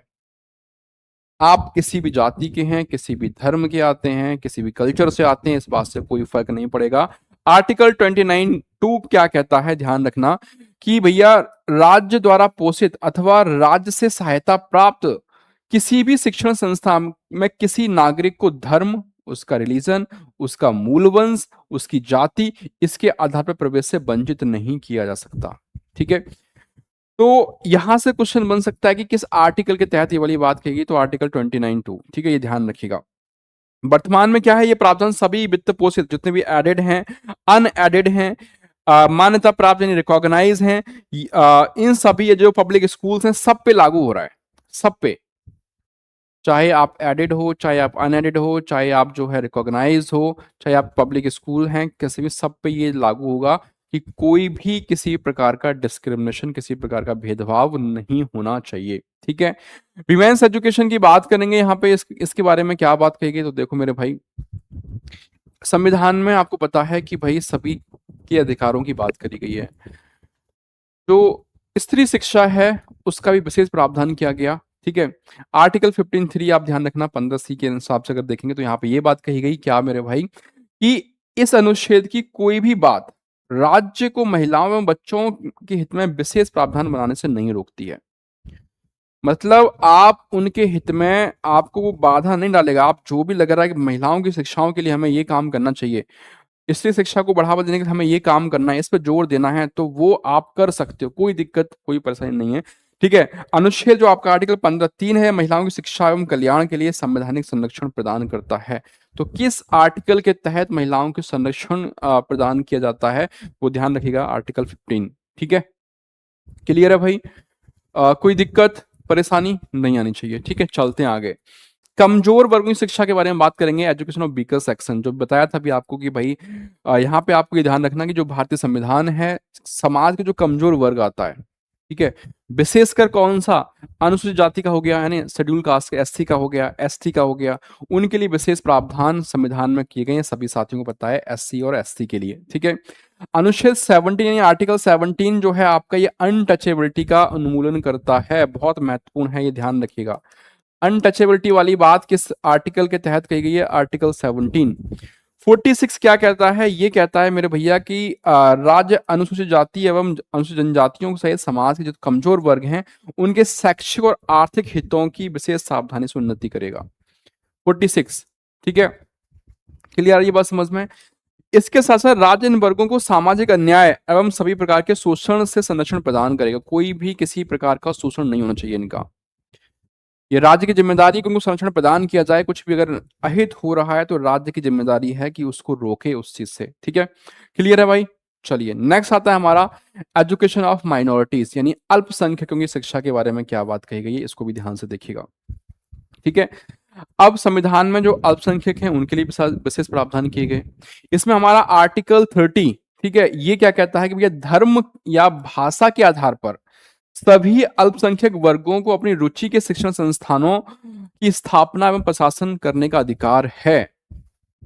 ध्यान दीजिएगा कि भाषा और धर्म के आधार पे, भाषा और धर्म के आधार पे जितने भी अल्पसंख्यक, जितने भी माइनॉरिटीज वर्ग के लोग हैं, उनको अपनी रुचि के शिक्षण संस्थान, जो ऐसा नहीं कि भैया कि आप इस धर्म से आते हो, नहीं, आप माइनॉरिटीज हो, आप ये चीज, आप ये स्कूल, ये इंस्टीट्यूट नहीं खोल सकते, नहीं, ऐसा नहीं है, ठीक है, सबको समान अधिकार दिया गया है, ठीक है। 32 क्या कहता है, ये कहता है कि भैया राज्य किसी शिक्षण संस्था को आर्थिक सहायता देने में केवल इस आधार पर भेदभाव नहीं करेगा कि उसका प्रबंधन जो है किसी रिलीजियस यानी धार्मिक या भाषाई अल्पसंख्यक द्वारा किया जा रहा है।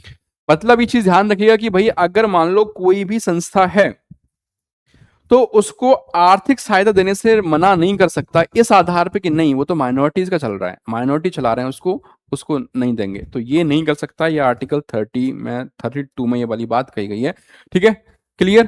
तो 31 में क्या है, स्थापना प्रशासन करने का अधिकार है। 32 में राज्य इस बात से मना नहीं करेगा कि भैया नहीं तुम माइनॉरिटी से आते हो हम तुमको फंड्स नहीं देंगे। ठीक है, फिर बात होगी धार्मिक शिक्षा के बारे में। धार्मिक शिक्षा कहाँ मिलेगी हमको, अनुच्छेद 21 सॉरी 28। ठीक है, आर्टिकल 28 में क्या कहा गया कि पूर्णतः राजनिधि से संचालित किसी भी संस्था को में धार्मिक शिक्षा नहीं दी जाएगी। ये बात साफ साफ कहा गया कि भैया ये कहता है आर्टिकल 28(1) कि पूर्णतः राजनिधि द्वारा यानी होल कंप्लीटली स्टेट फंड से कोई संस्था चल रही है तो ऐसी शिक्षण संस्था में कोई भी धार्मिक शिक्षा रिलीजियस इंस्ट्रक्शंस नहीं दिए जाएंगे। ठीक है, ये बात साफ साफ ध्यान रखिएगा। 28(3) क्या कहता है कि राज्य से सहायता प्राप्त यानी स्टेट से सहायता प्राप्त किसी भी शिक्षण संस्था में किसी विद्यार्थियों किसी विशेष धार्मिक उपासना अथवा धार्मिक शिक्षा में भाग लेने के लिए बाध्य नहीं कर सकते। जैसे हिंदू हैं तो भैया उनको बोला कि नहीं तुम्हें तो नमाज पढ़नी पढ़नी है, या फिर मुस्लिम को बोला कि नहीं तुम्हें तो पूजा करनी करनी है। ठीक है, तो ये बाध्य नहीं कर सकते हो, ये बात ध्यान रखिएगा। इसके बाद नेक्स्ट हमारा स्टार्ट होगा अधिगम असमर्थता का प्रत्यय। ये बहुत जरूरी है, बहुत सारे क्वेश्चंस यहां से बनते हैं। What is learning disability? Learning disability क्या है? मतलब भाई सिंपल सी बात है कि सीखने में असमर्थता है लर्निंग डिसेबिलिटी। अगर मैं आपसे पूछूं what is the meaning of learning disability तो सिंपल सी बात क्या निकल के सामने आ रही है कि भाई जब बच्चे को पढ़ने में लिखने में समझने में दिक्कत आती है तो हम बोलते हैं क्या लर्निंग डिसेबिलिटीज उसके अंदर है। लेकिन वास्तविकता में लर्निंग डिसेबिलिटीज क्या है, कैसे होती है, उन सब पर चर्चा करेंगे। ठीक है, तो चलते हैं फिर आगे स्टार्ट कर लेते हैं उसको भी। सबसे पहले इसका कॉन्सेप्ट क्या है, कॉन्सेप्ट समझना बहुत जरूरी है। ठीक है, कॉन्सेप्ट समझना बहुत जरूरी है। तो अगर मैं बात करता हूँ लर्निंग डिसेबिलिटी की, ठीक है, तो मेरे भाई सिंपल सा मतलब है कि अधिगम संबंधी जो समस्याएं हैं, ठीक है, अब ये कई प्रकार जैसे सुनने की हो गई, बोलने की हो गई, पढ़ने की हो गई, गणितीय संक्रियाओं को करने की हो गई। ठीक है, इन सब में अगर बच्चे को प्रॉब्लम आ रही है तो उसके अंदर लर्निंग डिसेबिलिटी हम उसको बोल देते हैं। ऐसे बालक उपयुक्त क्षेत्रों में अपेक्षित दक्षता प्राप्त नहीं कर पाते हैं, जो एक्सपेक्टेड हम लोग उम्मीद करते हैं कि भाई नहीं ये चीजें आनी चाहिए, अगर ये चीजें नहीं आ रही हैं तो ऐसे बच्चों को कहा जाता है कि भैया क्या है, बच्चे के अंदर लर्निंग डिसेबिलिटी है, अधिगम असमर्थता है, अधिगम असमर्थ बच्चा है सुनने में, बोलने में, समझने में, लिखने में, पढ़ने में। ठीक है, या फिर गणना करने में, गणित संख्याएं करने में कोई समस्या आ रही है तो हम क्या कह देंगे कि भैया ऐसा बच्चा क्या है आपका मतलब अधिगम असमर्थ बालक है, उसको लर्निंग करने में डिफिकल्टी हो रही है, परेशानी हो रही है। ठीक है, चलिए सबसे फर्स्ट बात हम ध्यान रखेंगे यहाँ पे, कभी कभी क्या होता है मेरे भाई बालक में मान लो कोई हियरिंग इम्पेयरमेंट है या फिर कोई विजुअल इम्पेयरमेंट है या कोई फिजिकल डिसेबिलिटी है या फिर इंटेलेक्चुअल डिसेबिलिटी है या फिर कुछ आर्थिक पिछड़ापन आ गया, इकोनॉमिक बैकवर्डनेस आ गई। ठीक है, ये सब कुछ नहीं होता है। अभी तक हमने क्या बोला कि बच्चे को शारीरिक दोष हो गया या बच्चा जो है फिजिकली चैलेंज है या फिर मेंटली प्रॉब्लम है या फिर कुछ हियरिंग इम्पेयर है, फिर विजुअली इम्पेयर, कभी कभी मान लो कुछ भी नहीं है इसमें से, इनमें से कुछ भी नहीं, लेकिन फिर भी लर्निंग डिसेबिलिटी देखने को मिल जाती है, फिर भी जो कठिनाइयां हैं अधिगम वाली वो देखने को मिलती हैं। उसका वो क्यों होती हैं? तो ऐसा नहीं, अगर बच्चा मान लो अगर पूरी तरीके से फिट है फिर भी उसके अंदर लर्निंग डिसेबिलिटीज आ जाती हैं।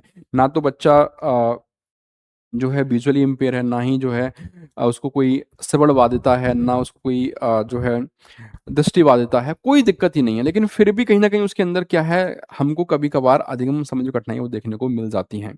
ऐसे बच्चों में मुख्य समस्या भाषा के प्रयोग तथा भाषा को समझने से संबंधित मनोवैज्ञानिक जो प्रक्रियाएं हैं या जो कोई दोष होते हैं उनकी वजह से होती है। भाई एक तो जनरल केस हमने क्या समझ लिया, मान लो बच्चे को सुनने में दिक्कत आ रही है, बोलने में दिक्कत आ रही है, पढ़ने में दिक्कत आ रही है, लिखने में दिक्कत आ रही है, या बच्चा जो है फिजिकली डिसेबिलिटी है उसके अंदर, या फिर वो विजुअल इम्पेयर है, या फिर वो हियरिंग इम्पेयर्डनेस उसके अंदर है, तब तो समझ में। लेकिन कभी कभी ऐसा नहीं होता, फिर भी बच्चे में लर्निंग डिसेबिलिटी आती है, तो उसका रीजन क्या होता है? वो है मेरे भैया कि जो भाषा का प्रयोग है, यूज ऑफ लैंग्वेज, और जो भाषा को समझने वाली जो बात है, उससे संबंधित दिक्कत बच्चे को होती है। ठीक है, इस वजह से बच्चे के अंदर क्या है, आपका लर्निंग डिसेबिलिटीज देखने को मिल जाती हैं। अब क्या होगा, कैसे करेंगे, फिर इसका सॉल्यूशन क्या रहेगा, सब पे बात करेंगे। अधिगम असमर्थता वाले बालकों की विशेषताएं, ठीक है, क्या कैरेक्टरिस्टिक्स हो सकती हैं। भाई अगर किसी बच्चे के अंदर मान लो लर्निंग डिसेबिलिटी है, तो उसके अंदर क्या हमें कैरेक्टरिस्टिक्स देखने को मिलेगी? तो आप देखेंगे कि ऐसे बालक सामान्य प्रतीत होते हैं, लेकिन लगभग प्रत्येक अवस्था में अधिगम संबंधी कठिनाइयां प्रदर्शित करते हैं। देखने में तो सामान्य लगेंगे, लेकिन कहीं ना कहीं ऐसा होता है कि भाई जो अधिगम संबंधी कठिनाइयां हैं, वो हमको उनके अंदर देखने को मिलती हैं। जैसे जैसे आप देखेंगे कि जब वो अक्षरों की हम बात, जब लेटर्स की बात कर रहे हैं या फिर शब्दों की बात कर रहे हैं, उनको सही प्रकार से लिख नहीं पाते हैं। अब देखने में तो सही लग रहा है, देखने में तो सही लग रहा है, लेकिन जब कुछ लिख रहा है, अक्षर लिख रहा है, कुछ वर्ड्स लिख रहा है, कोई लेटर लिख रहा है, ठीक है, तो उनको सही से नहीं लिख रहा, उनको उल्टा पुल्टा कर देता है। खाना लिखना था, लिख दिया ना खा, ठीक है, राम को मरा लिख दिया। अब ये बच्चा जैसे आप देखो, देखने में तो मैं सामान्य सा नजर आ रहा है, ठीक है, देखने में सामान्य सा नजर आ रहा है, लेकिन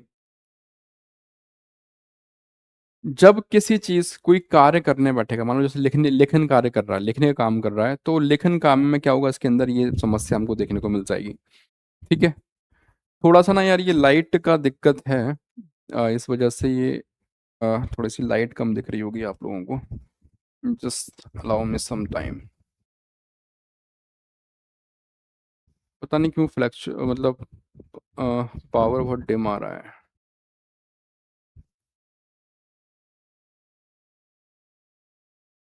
आई थिंक कुछ फर्क पड़ रहा है क्या?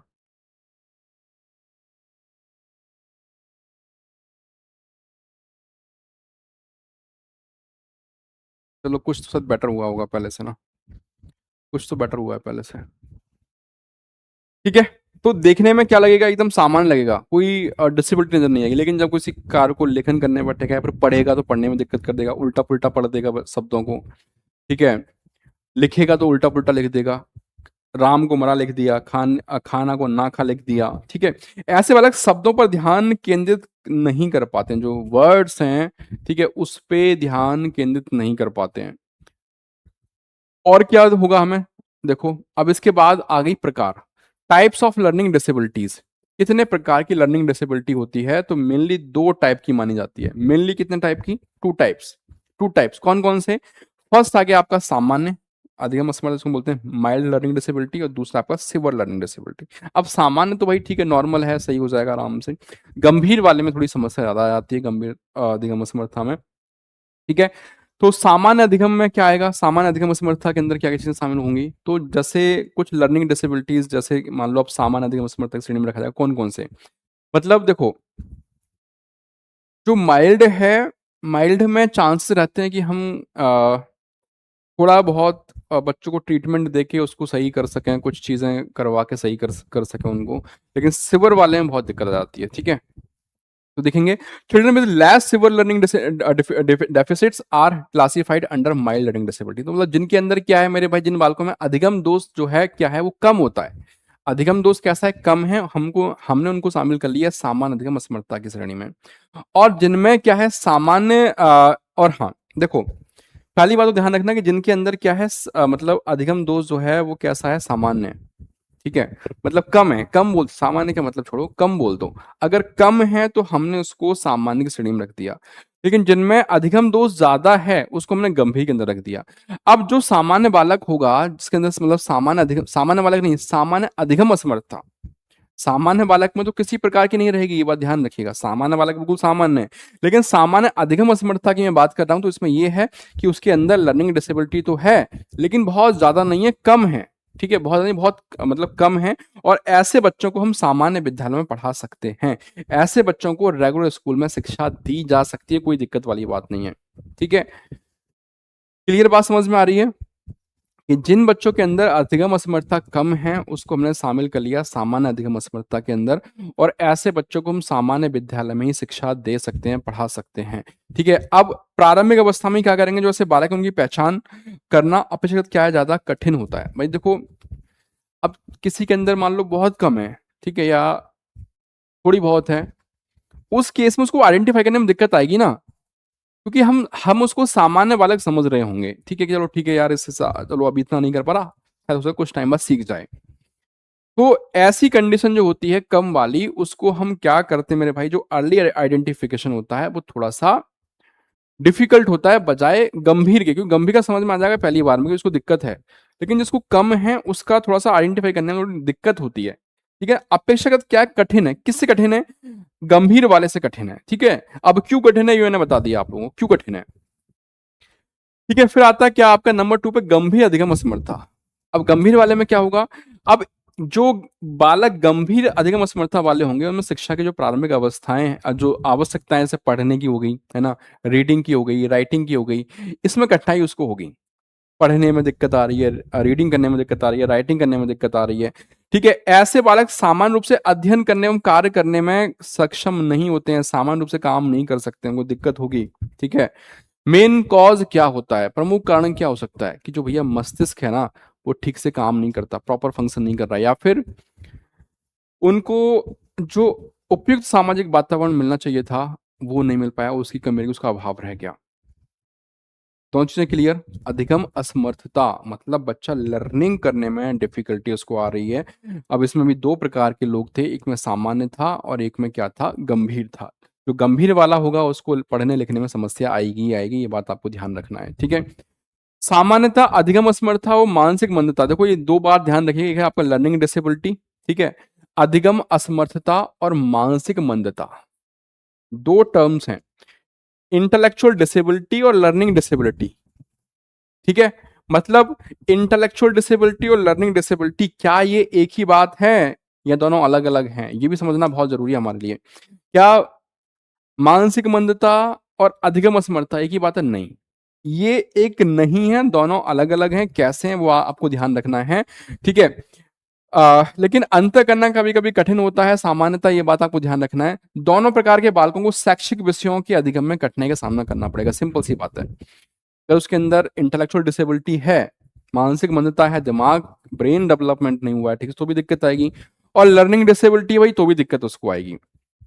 अधिगम असमर्थ जो बालक होंगे वो पिछड़े एवं मानसिक मंदता वाले बालकों के समान नहीं होते हैं, ये बात तो आपको मालूम। जैसे कुछ डिफरेंस यहाँ पे इस इमेज में आप देख पा रहे हैं।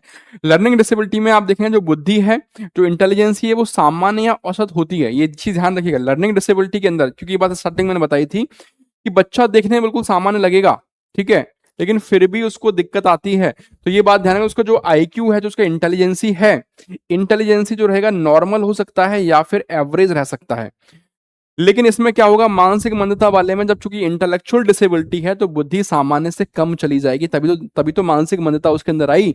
जब बुद्धि सामान्य से कम चली गई तभी तो मानसिक मंदता उसके अंदर आई मेरे भाई, इस बात को आपको ध्यान रखना है।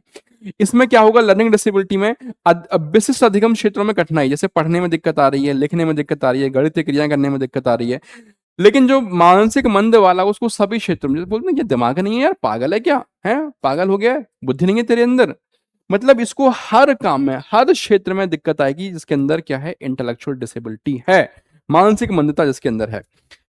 लर्निंग डिसेबिलिटी में शैक्षिक उपलब्धि बुद्धि के अनुसार कम होती है, और इसमें क्या होगा, शैक्षिक उपलब्धि बुद्धि के स्तर के अनुरूप कम होती है। ठीक है, लर्निंग डिसेबिलिटी में आपकी उचित सहायता, विशेष शिक्षण से प्रगति संभव है अगर बच्चे को प्रॉपर सहायता दी जाए, बच्चे को प्रॉपर जो है शिक्षण दिया जाए, ट्रेनिंग दी जाए, तो उससे उसमें प्रगति संभव है, उसको हम सही कर सकते हैं, मतलब उसमें सुधार कर सकते हैं।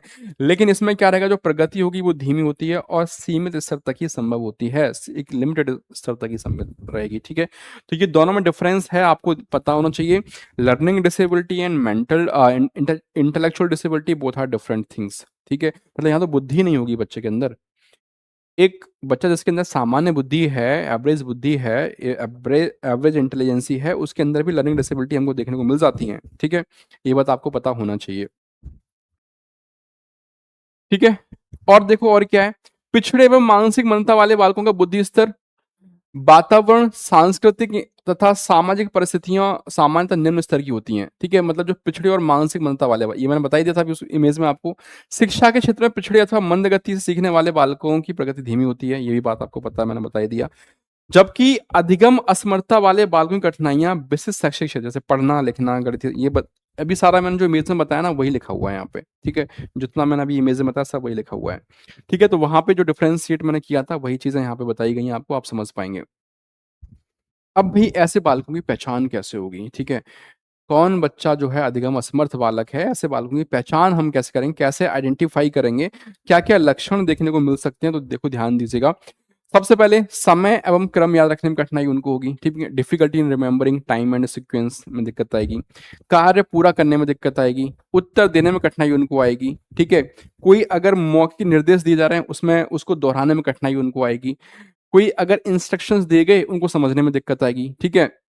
साथ ही साथ जो कार्य कर रहा है कोई बच्चा उसमें आपको इरेगुलरिटी देखने को मिलेगी, मतलब अनियमितता देखने को मिलेगी। इसके साथ क्या है, परिवर्तन से परेशानी, मतलब अगर कुछ थोड़ा बहुत चेंज भी कर दिया टीचर ने तो उसमें उनको दिक्कत होने लगी, समझ नहीं पाएंगे चीजों को, ठीक है। बाएं एवं दाएं में भ्रम रहेगा उनको हमेशा, और अत्यधिक उत्तेजना देखने को मिलेगी उनके अंदर। जब किसी चीज को पढ़ रहे हैं, कोई किताब पढ़ रहे हैं, कोई पैराग्राफ पढ़ रहे हैं, तो वहां पे क्या करेंगे, पंक्तियां छोड़ देते हैं बीच बीच में। वर्तनी में जो अक्षर हैं उनको जोड़ने में कठिनाई उनको आएगी, ठीक है।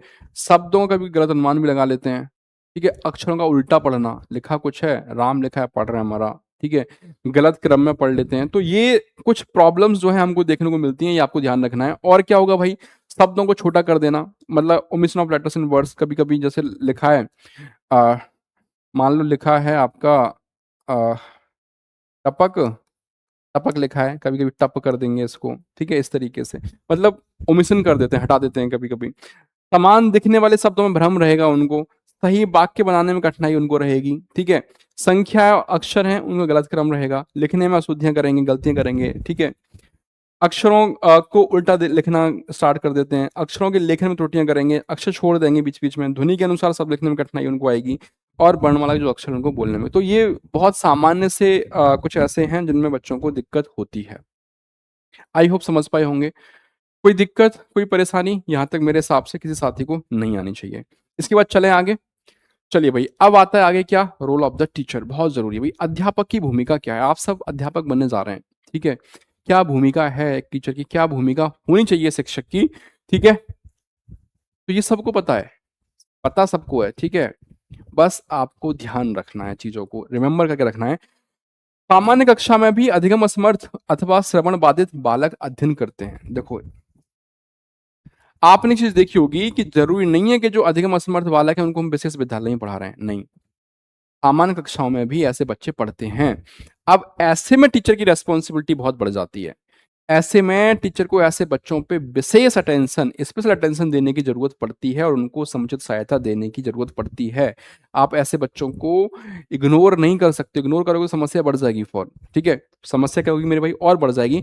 शिक्षक को बालक के व्यवहार के आधार पर उसकी पहचान करनी चाहिए, उसका बिहेवियर के आधार पर उसको आइडेंटिफाई करे, भाई ये तो काम है टीचर का। टीचर को साइकोलॉजी क्यों पढ़ाते हैं, क्यों पढ़नी चाहिए, बाल मनोविज्ञान का ज्ञान या फिर मनोविज्ञान ज्ञान टीचर को क्यों होना चाहिए, ताकि वो बच्चे के व्यवहार को समझ सके, ठीक है। व्यवहार का अध्ययन ही तो है वर्तमान में साइकोलॉजी आपका, और क्या है, ठीक है। और क्या करें, ऐसे जो बालक हैं जिनको अधिगम असमर्थता है उनको आगे की सीटों पर बैठाने की व्यवस्था कर रहे हैं, ठीक है, ताकि उनको पूरा फोकस उन पर रह सके। उनके जो पेरेंट्स हैं उनको जानकारी देकर चिकित्सा परीक्षण में मतलब क्या ट्रीटमेंट होना चाहिए, क्या ऐसी चीजें चलनी चाहिए, उस पर एक सलाह उनसे, मतलब एक तरीके से उनके संपर्क में रहना चाहिए पेरेंट्स के साथ, ठीक है। अब देखो ऐसे बच्चों की जो संख्या है ज्यादातर आपको कम देखने को मिलती है, ठीक है। मतलब ऐसा नहीं कि पूरी क्लास में मान लो अगर 30 बच्चे हैं तो 30 के 30 ऐसे होंगे, हो सकता है 30 में से 2 हों, 30 में से 5 हो सकते हैं ऐसे, ठीक है। बस कम, मतलब ज्यादा संख्या नहीं, कम देखने को मिलती है हमको। शिक्षक का काम ये कि अन्य विद्यार्थियों की आवश्यकताओं के साथ साथ ये जो बच्चे हैं इनकी विशेष जो आवश्यकताएं हैं, क्योंकि ये स्पेशल नीड्स वाले बच्चे हो गए ना, ये CWSN हो गए, तो इस पे भी ध्यान देने की जरूरत है, ठीक है। उनकी आवश्यकता के हिसाब से शिक्षक को व्यक्तिगत सहायता, इंडिविजुअल असिस्टेंस देना बहुत जरूरी है, ताकि जो कठिनाई उनको आ रही है उसको सही से सॉर्ट आउट किया जा सके, ठीक है। क्लियर बात। चलिए, तीसरा आता है हमारा पॉजिटिव एटीट्यूड। भाई देखो, एज ए टीचर आपको कभी भी नेगेटिव नहीं होना है, ठीक है। एक जो एटीट्यूड है आपका, एकदम पॉजिटिव एटीट्यूड रखना है, सकारात्मक दृष्टिकोण रखना है। शिक्षक को ऐसे बालकों के प्रति, मतलब जैसे ना, जैसे कभी कभी होता है, अरे यार तू नहीं सीख पाएगा, तेरी बस की नहीं है, मैं तुझको सिखाते सिखाते परेशान हो जाऊंगा। ये एटीट्यूड नहीं आना चाहिए कभी। भाई बच्चे को प्रॉब्लम है और एज ए टीचर आपको समझना है, उससे परेशान नहीं होना है, ठीक है, उसको बोझ नहीं समझना है। तो शिक्षक को ऐसे बालकों के प्रति क्या है, पॉजिटिव एटीट्यूड रखना है अपना, ठीक है, और व्यवहार भी सहानुभूतिपूर्ण, मतलब ये नहीं है मतलब उनको धमका रहे हैं, अरे तुझ पर नहीं हो पाएगा, तेरे बस का नहीं है, तुझसे नहीं हो पाएगा सब चीजें, तो ऐसे नहीं करना है उनके साथ, ठीक है। ये सारी रेस्पॉन्सिबिलिटीज हैं, आई होप आप सब टीचर बनने जा रहे हो, ये सब जिम्मेदारियां तो आपको पता होंगी बखूबी, ठीक है, क्योंकि बताने की नीड नहीं है, बस आया तो देख लीजिए एक बार। पढ़ने लिखने में विशेष सहायता, बच्चों को इस पर असिस्टेंट देना है कि पढ़ने लिखने में कोई समस्या ना आए, ठीक है, तो उस पर फोकस करना है। और एक और बात ध्यान रखिएगा, शिक्षक और बालक की जो दूरी है ना, वो बहुत ज्यादा नहीं होनी चाहिए, दूरी बहुत ज्यादा नहीं होनी चाहिए, ताकि मेरे भाई अगर बच्चों को कुछ दिक्कत आ रही है समझने में, लिखने में, पढ़ने में, तुरंत टीचर से वो पूछ पाए, ठीक है। नेक्स्ट आता है आपका सहायक उपकरणों का नियमित उपयोग। जो हमारे असिस्टिव डिवाइसेस हैं उनका रेगुलर यूज किया जाए, वो सजाने के लिए नहीं रखे गए हैं, ठीक है, कि आप उनको शोकेस में लाके सजा दो, नो, उनका रेगुलर यूज करना है, ठीक है। ये सुनिश्चित करना है टीचर को कि भैया जो बालक श्रवण जैसे हियरिंग एड्स हो गए आपके, या फिर अन्य सहायक उपकरण हो गए, उनका नियमित रूप से उपयोग कर रहा है या फिर नहीं कर रहा है, अगर उसको जरूरत है तो बिल्कुल करवाना है, ठीक है। ये नहीं सजा दिया है लेकिन बच्चा उसको यूज ही नहीं करवा रहे हैं, आराम से रखा हुआ है, ठीक है। प्रारंभिक अवस्था में इन उपकरणों का उपयोग करने में बालक को कठिनाई हो सकती है, स्टार्टिंग में बच्चों को दिक्कत आएगी, लेकिन शिक्षक को क्या करना है, उनको प्रोत्साहित करना है, एनकरेज करना है, गाइड करना है। भाई एक मार्गदर्शक काम, शिक्षक का काम क्या है, एक मार्गदर्शक का ही तो काम है शिक्षक का। तो स्टार्टिंग में बच्चों को दिक्कत आएगी, लेकिन टीचर का काम है कि उनको एंश्योर करें इन चीजों। स्पष्ट एवं धीमी गति से बोलना, ठीक है, ये रेस्पॉन्सिबिलिटी है कि टीचर क्या करे, स्पष्ट बोले, बच्चा सुन सके, ठीक है, जो लास्ट में बैठा है वो भी आराम से सुन पाए। तो स्पष्ट रखना है, क्लैरिटी रखनी है, भाई बोला कुछ है समझ में नहीं आया कि क्या बोल दिया, ठीक है। और बच्चा अगर सवड़ बा देता है बच्चे के अंदर, तब तो और दिक्कत आ जाएगी, ऐसे ऐसी कंडीशन है बच्चे के सामने। तो टीचर को हमेशा जो भी बोल रहा टीचर, वो एकदम स्पष्ट बोलना है और धीमी गति से बोले, ठीक है, क्लियर। बोलते समय एक ही स्थान पर खड़े रहना चाहिए। अभी जैसे हम क्या कर रहे हैं, बोलते बोलते कभी जैसे मान लो तो क्या छोटा सा ही है, लेकिन जब क्लासरूम क्या होती है, बड़ी होती है, तो जैसे आपने देखा होगा ना क्लासरूम क्या होती है, ऐसे खूब बड़ी सी क्लासरूम होती है। अब टीचर क्या करता है, कभी बोलते बोलते ऐसे चला गया, चला गया, चला गया, चला गया। अब मान लो भैया वहां जाके बोल रहा है, अब जो बच्चे पीछे रह गए उनको आवाज कम आ रही है, तो वो सुन नहीं पा रहे हैं ठीक से। तो ये बात ध्यान रखना है कि भैया एक ही स्थान पर खड़े होकर बोलना, ताकि हर बच्चे तक आसानी से आवाज पहुंचे, हर बच्चा जो है समझ सके, ठीक है। तो अगर टीचर क्या करेगा, बोल से लगातार इधर उधर खास करके ऐसी आदत होती है, हैबिट होती है, जब हम पढ़ा रहे होते हैं क्लासरूम में। अब तो खैर बहुत अच्छा सिस्टम हो गया है, टीचर आराम से बैठा रहता है एक जगह, लेकिन पहले ऐसा सिस्टम नहीं था। तो पहले क्या, टीचर ऐसे चलते चलते है ना, जैसे लंबी लंबी क्लास लगी हुई है, ऐसे बीच में स्पेस है, उसमें चलता जा रहा है, ऐसे कर रहा है, ठीक है। चलिए, साथ साथ ये ध्यान रखना है कि भैया आपको प्रॉपर उतार चढ़ाव, ठीक है, ये बहुत जरूरी है, मतलब एकदम बोलते ना एक तरीके से कि किस वर्ड को जो है हमको जोर से बोलना है, किस वर्ड को थोड़ा डाउन करके बोलना है, इसका भी विशेष ध्यान रखना है। पाठ्य सहगामी गतिविधियों में सहभागिता, ठीक है, ये भी ध्यान रखिए कि भैया जो बच्चे हैं, जो हमारी को करिकुलर एक्टिविटीज होती हैं उसमें पार्टिसिपेट कर रहे हैं या नहीं कर रहे। को करिकुलर एक्टिविटीज में पार्टिसिपेट करवाना बहुत जरूर जरूर जरूर है। जो श्रवण बाधित बालक हैं, जो हियरिंग इम्पेयरमेंट वाले बच्चे हैं, ठीक है, उनको पाठ्य सहगामी जो हमारी गतिविधियां हैं, जो एक्टिविटी हैं को करिकुलर, उसमें उनका पार्टिसिपेशन बहुत जरूरी है, ठीक है, उनके अंदर हीन भावना ना आ पाए किसी प्रकार से, इस बात का विशेष ध्यान रखना है, ठीक है, क्लियर बात यहाँ तक। चलिए, अब आगे बात करेंगे निःशक्त जनों के लिए राष्ट्र नीति 2006 में क्या प्रावधान किए गए थे, ठीक है। Provisions of the national policy for person with disabilities. देखो भाई, एक नेशनल पॉलिसी बनी थी किसके लिए, पर्सन विद डिसेबिलिटीज के लिए 2006 में।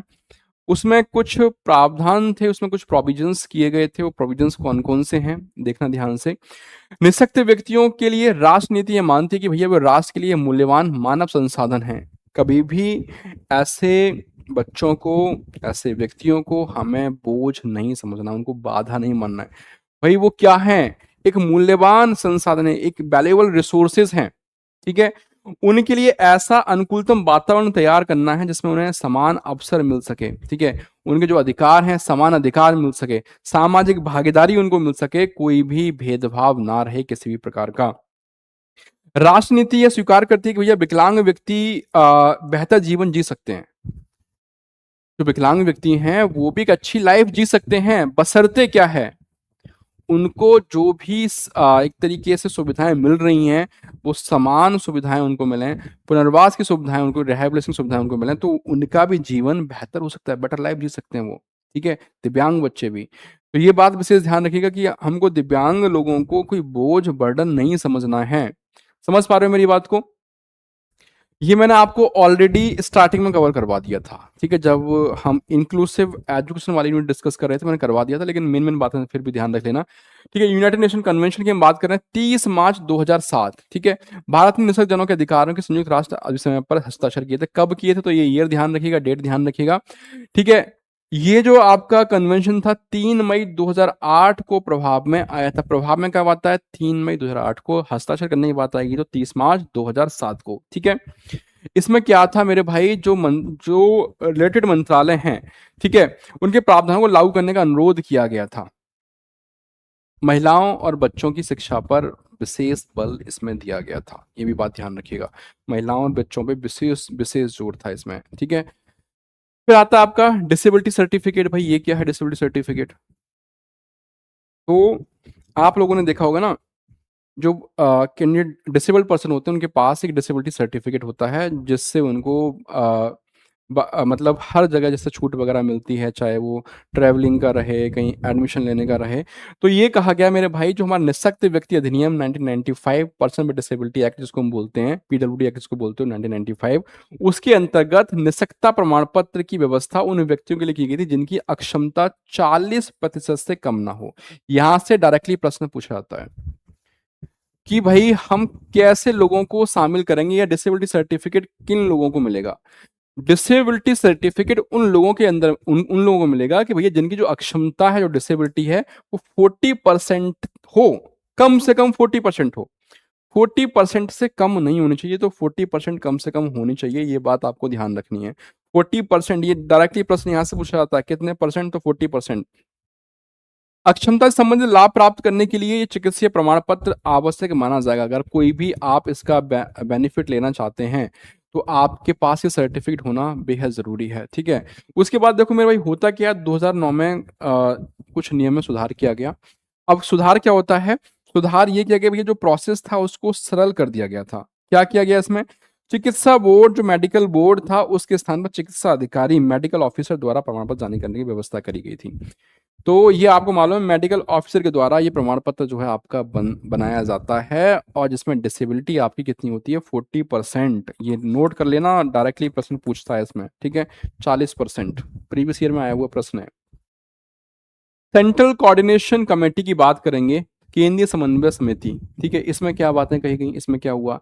1995 का जो आपका ये था भाई पीडब्ल्यू एक्ट वाला, उसकी धारा 3 सेक्शन 3 में ये बात कही गई कि भैया केंद्रीय समन्वय समिति का गठन का प्रावधान किया जाएगा। ठीक है, उसके आर्टिकल 3 में ये बात की गई थी, अधिनियम धारा 3 में ये बात कही गई थी। ठीक है, इसमें सामाजिक न्याय तथा सशक्तिकरण मंत्री को अध्यक्ष बनाया जाएगा। इसका अध्यक्ष कौन होगा, ये बात आएगी तो आपको ध्यान रखनी है। ठीक है, कौन रहेगा? सामाजिक न्याय तथा सशक्तिकरण मंत्री को अध्यक्ष बनाया जाएगा। किसको अध्यक्ष बनाया जाएगा? जो सामाजिक न्याय तथा सशक्तिकरण मंत्री होगा उसको हम इसका अध्यक्ष बनाएंगे। किसका? केंद्रीय समन्वय समिति का। क्लियर बात? सांसद तथा निःशक्त व्यक्तियों के लिए बने संगठन के प्रतिनिधि हैं, ठीक है, उनको इसका सदस्य बनाया गया है। ये भी बात ध्यान रखिएगा। सदस्य कौन होंगे? सांसद हैं, या फिर जो निःशक्त व्यक्तियों के लिए जो संगठन बने उनके जो रिप्रेजेंटेटिव हैं उनको इसका सदस्य बनाया जाएगा। फिर आता है आपका केंद्रीय कार्यकारी समिति, सेंट्रल एग्जीक्यूटिव कमेटी। इसमें क्या चीजें देखो, आप एक चीज देख रहे होगे ना कि हर वो चीज कवर करी गई है जो एग्जाम के लिए जरूरी है, और टू द पॉइंट, इधर उधर की कोई फालतू रामायण नहीं। बस जितना एग्जाम में आएगा, जितना परीक्षा में जरूरी है, वो सब आपको देखने को मिल रहा है। अधिनियम के भाग 9 की बात करी गई है। इसके अंतर्गत ये कहा गया कि भैया केंद्रीय कार्यकारी समिति के गठन का प्रावधान किया गया है। ठीक है, ये बात आपको ध्यान रखनी है। और इसमें सामाजिक न्याय एवं सशक्तिकरण विभाग के सचिव, मतलब ध्यान रखिएगा, जो सामाजिक न्याय और सशक्तिकरण विभाग है उसके जो सचिव होंगे ना, उसको इसका अध्यक्ष बनाया जाएगा। प्रश्न कैसे पूछता है कि भैया जो केंद्रीय कार्यकारी समिति है उसका अध्यक्ष कौन होता है? उसका अध्यक्ष कौन होता है? तो सामाजिक न्याय और सशक्तिकरण जो विभाग है उसका सचिव, उसके सेक्रेटरी को इसका चेयरपर्सन बनाया जाता है। ये बात ध्यान रखना है आप लोगों को, ठीक है। राष्ट्रीय संस्थाएं मोस्ट मोस्ट इंपोर्टेंट है भाई, नोट कर लीजिए। दुनिया भर का कोई सा भी एग्जाम की आप तैयारी कर रहे हैं, यहां से डायरेक्टली प्रश्न छपता है, डायरेक्टली प्रश्न छपता है, ठीक है। नेशनल इंस्टीट्यूट कौन कौन से हैं? पहले देखो 7 राष्ट्रीय संस्थाएं, कितनी है? 7 हैं, ठीक है। 7 हैं, इसमें सबसे फर्स्ट नंबर पे राष्ट्र दृष्टिबाधित संस्थान देहरादून में है। National institute for the visually handicap, visually handicap के लिए जो संस्थान बना है वो कहाँ पे है? देहरादून में है। ध्यान रखिएगा, डायरेक्टली ये पूछता है कौन सा संस्थान कहाँ पर स्थित है, ठीक है। कौन सा संस्थान कहाँ स्थित है? तो ये ध्यान रखना है। National institute for the visually handicap, तो विजुअली हैंडीकैप जो संस्थान है वो कहाँ पे? देहरादून में है। National institute for empowerment of person with multiple disabilities, बहु निःशक्त जन सशक्तिकरण संस्थान, ये कहाँ पे? चेन्नई में बना है। ध्यान रखिए कहाँ पे? चेन्नई में है। स्वामी विवेकानंद राष्ट्रीय पुनर्वास प्रशिक्षण एवं अनुसंधान संस्थान, ये कटक में है, ठीक है। Swami Vivekananda national institute of rehabilitation training and research, Cuttack. Next है आपका श्रवण बाधित राष्ट्र संस्थान, ये कहाँ पे है? यानी ये है आपका हियरिंग डिसेबिलिटीज का। हियरिंग डिसेबिलिटीज वाला कहाँ पे है? मुंबई में है। मल्टीपल डिसेबिलिटीज वाला कहाँ पे है? मल्टीपल डिसेबिलिटीज वाला चेन्नई में है। विजुअली हैंडीकैप्ड या विजुअली इंपेयरमेंट वाला कहाँ पे है? देहरादून में है।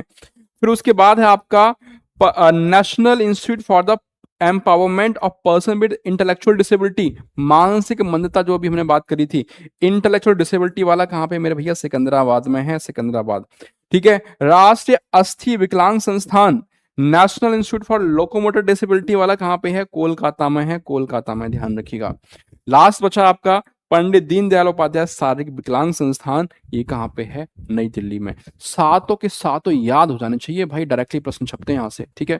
1 नंबर का प्रश्न पक्का मान लीजिए यहां से, ठीक है। क्लियर बात? चलिए, क्षेत्रीय एवं जिला स्तरीय केंद्र, रीजनल एंड डिस्ट्रिक्ट लेवल पे कौन से सेंटर बनते हैं उनके बारे में देख लो। क्षेत्रीय तथा जिला स्तर के केंद्रों की स्थापना की गई थी और इसमें ये क्या कहा गया भैया? जो संयुक्त राष्ट्र आयोग एवं अधिनियम के अंतर्गत क्षेत्रीय केंद्र तथा जिले पर स्थापित पुनर्वास केंद्र का प्रावधान किया गया है। इसमें जो सबसे जरूरी है वो है आपका लास्ट पॉइंट। लास्ट पॉइंट क्या कहता है? सुंदरनगर, श्रीनगर, लखनऊ, गुवाहाटी, पटना और भोपाल में संयुक्त क्षेत्रीय केंद्र यानी कंपोजिट रीजनल सेंटर जो है ये स्थापित हैं। इनमें से कहां पे कंपोजिट रीजनल सेंटर्स हैं? तो ये नाम सुंदरनगर, श्रीनगर, लखनऊ, गुवाहाटी, पटना, भोपाल, ये आपको आने चाहिए।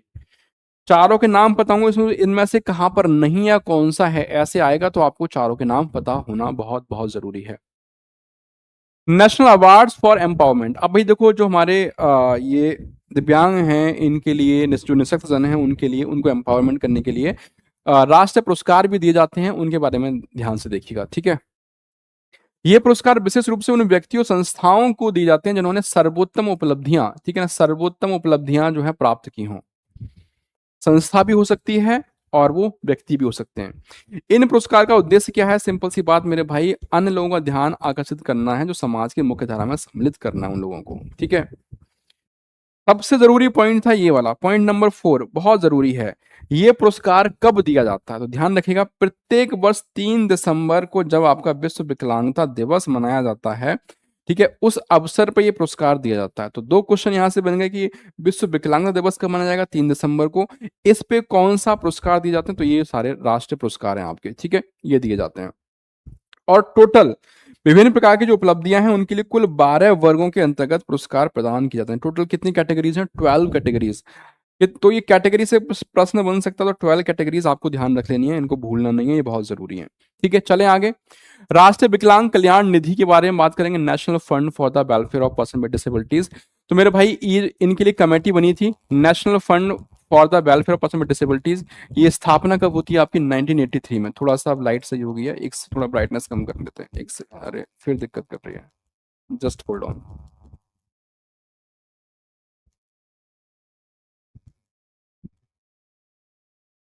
देखो फिर से ना, पता नहीं कुछ फ्लक्चुएशन हो रहा है आज लाइट में, भाई थोड़ा मैनेज करिएगा प्लीज ना। National fund for the welfare of person with disability establishment का होता है 1983, इतनी बात ध्यान रखना, ठीक है। काम क्या था? वर्तमान समय जो विकलांग छात्र हैं, जो दिव्यांग छात्र हैं, देखो विकलांग तो नहीं लिखना है, ध्यान दीजिएगा, हमने विकलांग की जगह पे हम विकलांग वर्ड यूज नहीं कर सकते ना, दिव्यांग वर्ड हमको यूज करना है, दिव्यांग, ठीक है। दिव्यांग को छात्रवृत्ति उपलब्ध करवाती है कौन? आपकी राष्ट्रीय विकलांग कल्याण निधि। ठीक है। न्यास निधि ट्रस्ट फंड की हम बात करें, सर्वोच्च न्यायालय के एक निर्णय जो कि आया था कब? आपका 16 अप्रैल 2004 की बात है मेरे भाई। इसके अनुसार विकलांग व्यक्तियों के सशक्तिकरण के लिए न्यास निधि का जो है स्थापना करनी होगी। तो ये वही न्यास निधि है जो और कुछ नहीं है। ठीक है, क्लियर। चलो नेक्स्ट आता है office of the chief commissioner, मुख्य आयुक्त का कार्यालय। अब इसमें क्या बात कही गई मेरे भाई कि जो भी हमने विकलांग जन है, जो दिव्यांग जन है, उसके संबंध में जो हमने अलग अलग प्रावधान किए, ठीक है, हमने बहुत सारे प्रोविजन तो कर दी कि भैया ये सुविधा मिले, ये हो, बहुत सारी चीजें कर दी। अब अगर इनका उल्लंघन होता है, इनका वायलेशन होता है, तो कहाँ पे सुनवाई की जाएगी, कहाँ संपर्क करना पड़ेगा, कहाँ कांटेक्ट कर सकते हैं? तो ध्यान रखिएगा, इसकी सुनवाई के लिए निःशक्त जनों के लिए मुख्य आयुक्त कार्यालय की स्थापना की गई है। तो ये प्रश्न बनेगा, अगर मान लो जो दिव्यांग जन हैं उनके जो अधिकार हैं उनका उल्लंघन हो रहा है, उनके जो प्रावधान किए गए हैं उनके प्रावधान का उल्लंघन हो रहा है, तो उसकी शिकायत कहाँ पे करेंगे, इसकी सुनवाई कहाँ पे होगी? तो ये ध्यान रखना है आपको, मुख्य आयुक्त कार्यालय में। ठीक है, क्लियर। मानसिक विकार एवं बहुविकलांगता अधिनियम 1990, ये देखो, ये जरूर ध्यान रख लेना, mental disabilities and multiple disabilities act 1999, 1999। मानसिक विकार तथा अन्य बहुविकलांगता अधिनियम ये 1999 में पारित किया गया था। कब? 1999 में। ठीक है, क्या बात कही गई, क्या उद्देश्य था भाई? इस अधिनियम को सहायता प्रदान करने के लिए बनाया गया था कि जो निःशक्त जन है हमारे, ठीक है, उनको सम्मान, सहयोग और सुरक्षा ये प्रदान हो सके, ये मिल सके उनको, इसके लिए हमने इसका जो है स्थापना करी थी। ठीक है, आगे चलते हैं। भारतीय पुनर्वास परिषद अधिनियम 1992 बहुत जरूरी है, डायरेक्टली प्रश्न यहां से बनते हैं। ठीक है, rehabilitation council of India, RCI, RCI. ठीक है, आरसीआई को मैं डिटेल में करवा रखा है, इससे पहले वाली जो क्लासेस हुई है वहां देख लेना एक बार। ठीक है, कब बनता है? 1992 बनता है, और जिसमें 2000 में संशोधन किया गया। संशोधन होता है कब? वर्ष 2000 में जाके संशोधन, वो सारा मैंने डिटेल में करवा रखा है पहली वाली क्लासेस में। रिवाइज साथ के साथ करते रहना, अगर रिवीजन नहीं करोगे सब बेकार है, फिर ये बात ध्यान रख लेना। ठीक है, यह परिषद पुनर्वास व्यवसायियों की जो एवं कर्मीय हैं, जो कर्म मतलब प्रोफेशनल्स हैं, उनके प्रशिक्षण, उनकी ट्रेनिंग, जैसे आप स्पेशल बीएड करते हो, स्पेशल डीएड करते हो, तो उन सब के लिए कौन कौन करवाता है? ये आरसीआई तो करवाता है।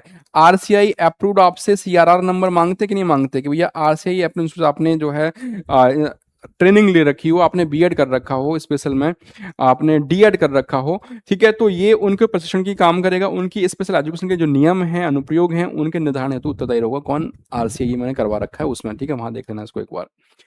कृत्रिम अंग निर्माण की बात करेंगे, मैन्युफैक्चरिंग ऑफ आर्टिफिशियल लिम्स। ठीक है, 1972 में भारत में कृत्रिम अंग निर्माण निगम की स्थापना की गई थी। कब? 1972। ये ईयर हर एक किसी की आपको ध्यान रखना है। इसमें क्या बात कहेगी कि भैया टिकाऊ और मानकों के अनुरूप जो गुणवत्ता वाले सहायक उपकरण है, जैसे आप देख पा रहे हो किसी बच्चे को मान लो अगर पैर में दिक्कत है, उस पैर नहीं है उस बच्चे का, किसी बच्चे को मान लो हाथ में दिक्कत है, तो ऐसे बच्चों के जो कृत्रिम अंग है उनका निर्माण किया जाए, और इस निगम की स्थापना 1972 में की गई थी। ठीक है,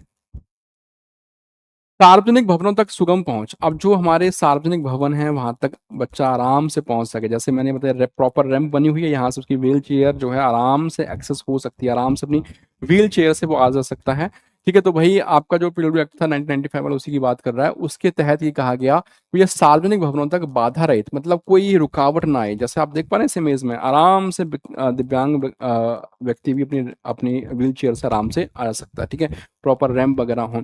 सरकारी और निजी क्षेत्रों में निःशक्तजनों की सुविधाओं के लिए इंटरनेट की व्यवस्था की प्रावधान की बात करी गई थी, और सबसे महत्वपूर्ण बात है ये। ठीक है, एजुसेट के चैनल नव शिखर, ठीक है, नव शिखर की स्थापना भारतीय अंतरिक्ष अनुसंधान संगठन के सहयोग से की गई है। बहुत महत्वपूर्ण है, देखो मतलब चुन चुन के पॉइंट लाया हूं तुम्हारे लिए, तुम्हारा सारा काम मैंने आसान कर दिया है। जो जो जरूरी है, जहां जहां से क्वेश्चन बन सकते हैं, वो सारा सब कुछ शामिल किया है। ठीक है, नव शिखर ध्यान रखिएगा। और किसने? इसरो।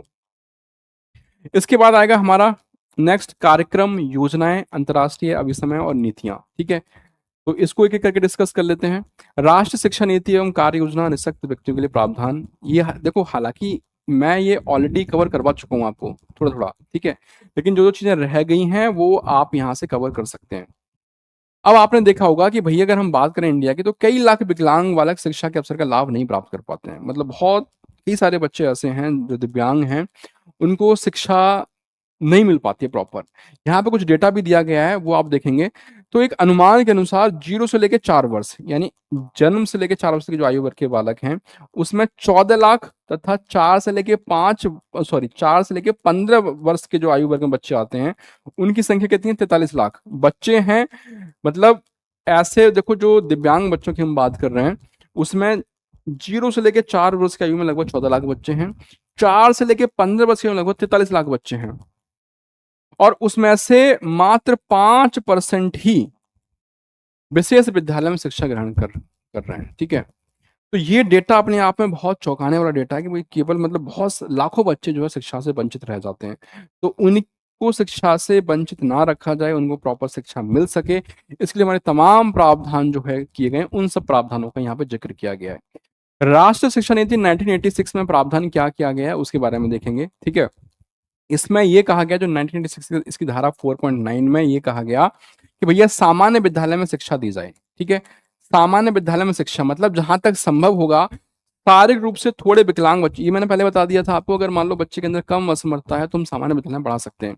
ठीक है, जहां तक संभव होगा शारीरिक रूप से थोड़े विकलांग बच्चों की शिक्षा व्यवस्था अन्य सामान्य बच्चों के साथ ही करी जाएगी, और अगर मान लो ज्यादा ही बच्चे को दिक्कत है फिर उनको हम विशेष विद्यालय में पढ़ाएंगे। ठीक है, छात्रावास युक्त विशेष विद्यालय, ऐसे विद्यालय बनाए जो कैसे हो, जहाँ पे रेजिडेंशियल फैसिलिटी हो, जहां तक संभव हो विकलांगग्रस्त बच्चों के लिए छात्रावास, क्योंकि भाई देखो अगर रोज रोज घर से आएंगे जाएंगे तो दिक्कत होगी आने जाने में, तो ऐसे बच्चों के लिए हम हॉस्टल वाले स्कूल जो है बनाए जहाँ पे छात्रावास की सुविधा भी अवेलेबल हो।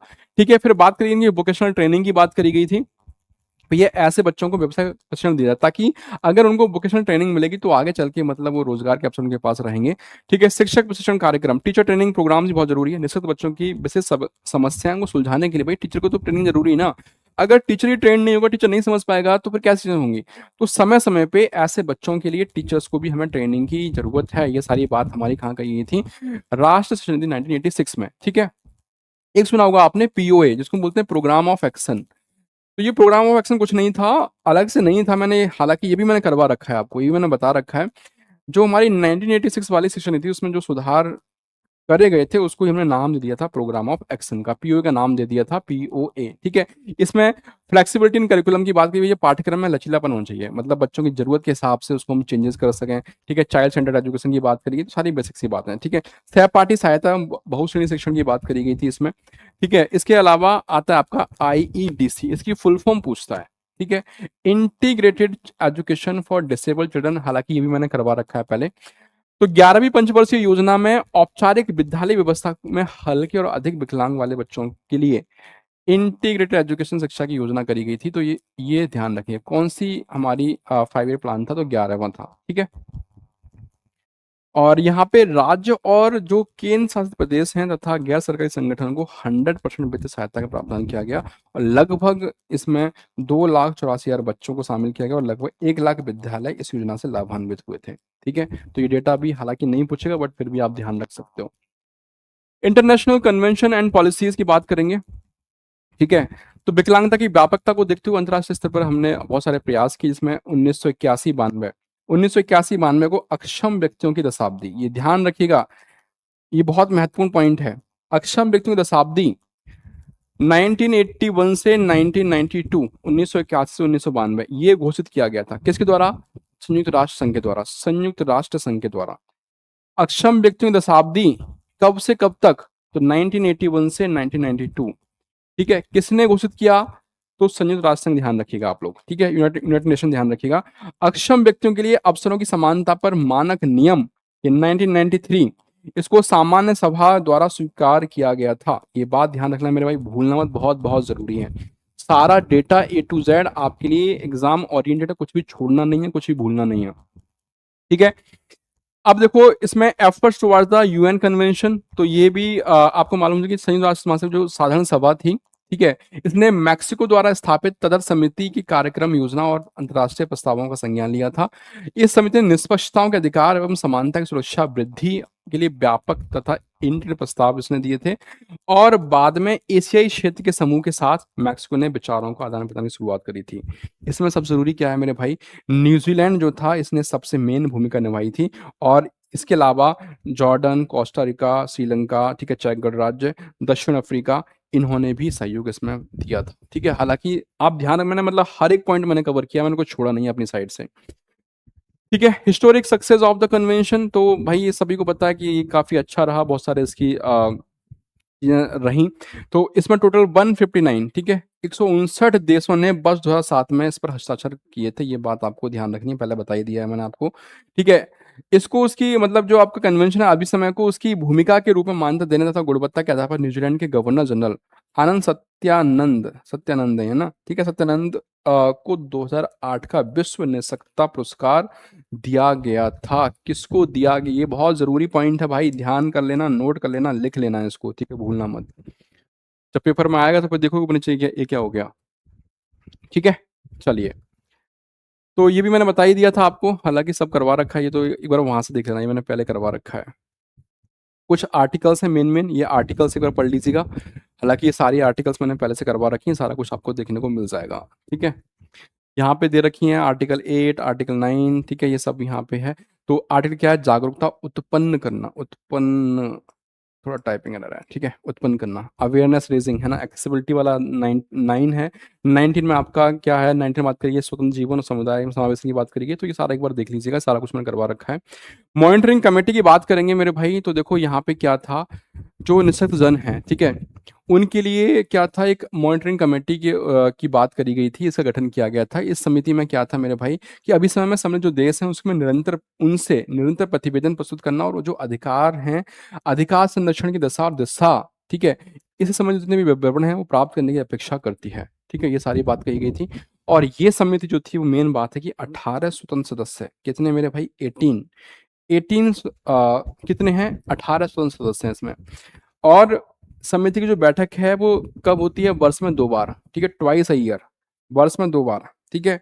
और कहाँ पे मेरे भाई, ये बहुत जरूरी है, जनेवा में होती है, ठीक है, जनेवा ध्यान रखिएगा, वर्ष में 2 बार होगी, कहाँ पे होगी, जनेवा में होगी। आई होप सब कुछ आपको याद रखें, कोई दिक्कत कोई परेशानी नहीं आनी चाहिए यहाँ तक। ठीक है, शिक्षा में मुद्दे में प्रवृत्तियां, issues and trends in education, तो इसमें देखो मेरे भाई ये बहुत जरूरी है, अपव्यय और अवरोधन, शिक्षा में अपव्यय और शिक्षा में अवरोधन का मतलब क्या है, यहां से हमारा डायरेक्टली प्रश्न बन जाता है।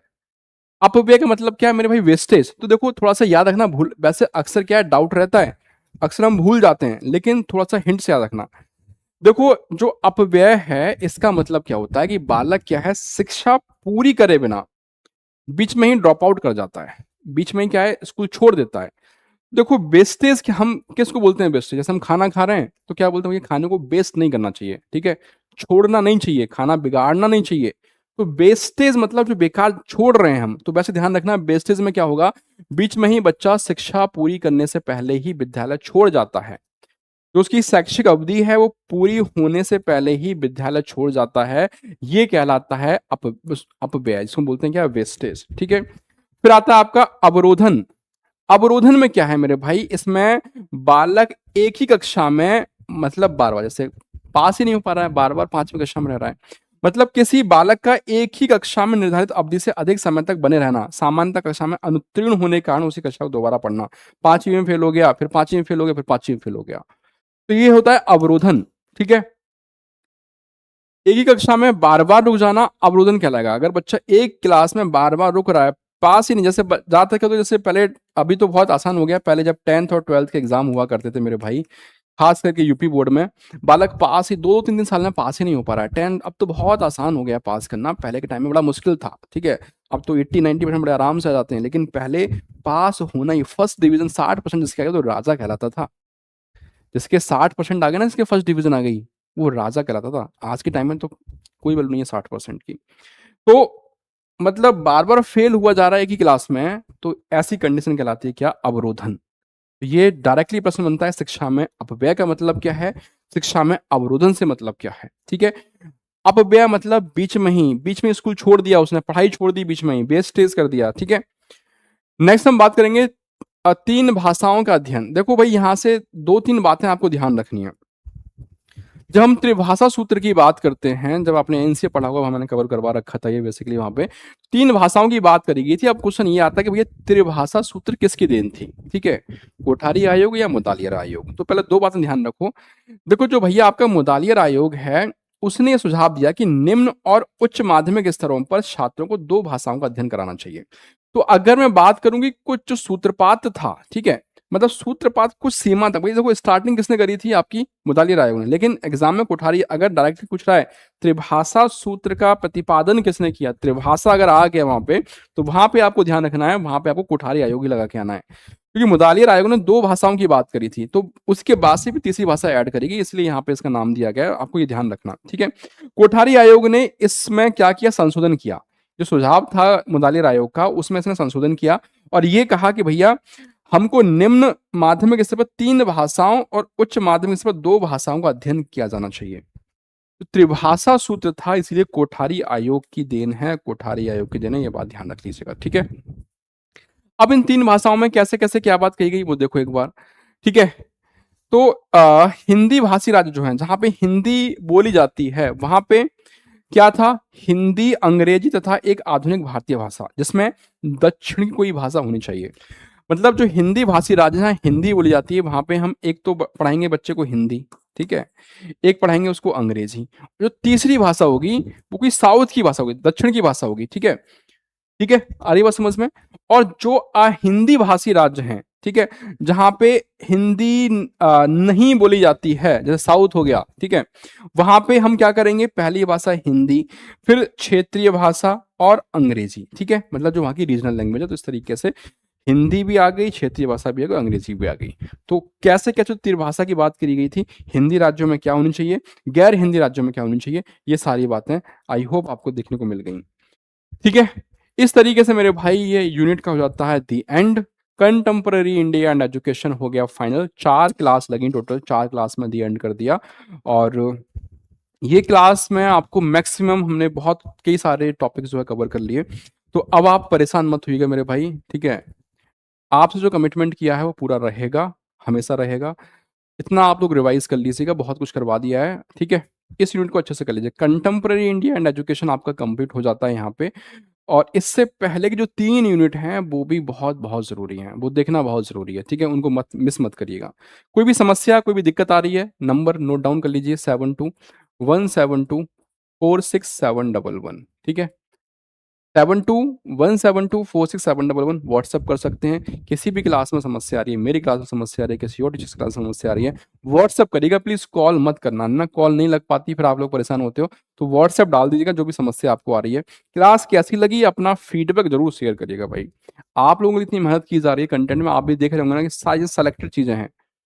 300-300 पेजों की यूनिट है आपकी एक, उसमें से निकाल-निकाल के मतलब क्रीम-क्रीम लेके आई जा रही है। तो जो भी आपका फीडबैक है ज़रूर शेयर करिएगा। क्लास कैसे लगी? चैनल पे पहली बार आए हो, ठीक है? तो सब्सक्राइब ज़रूर कर लीजिएगा। Thank you so much.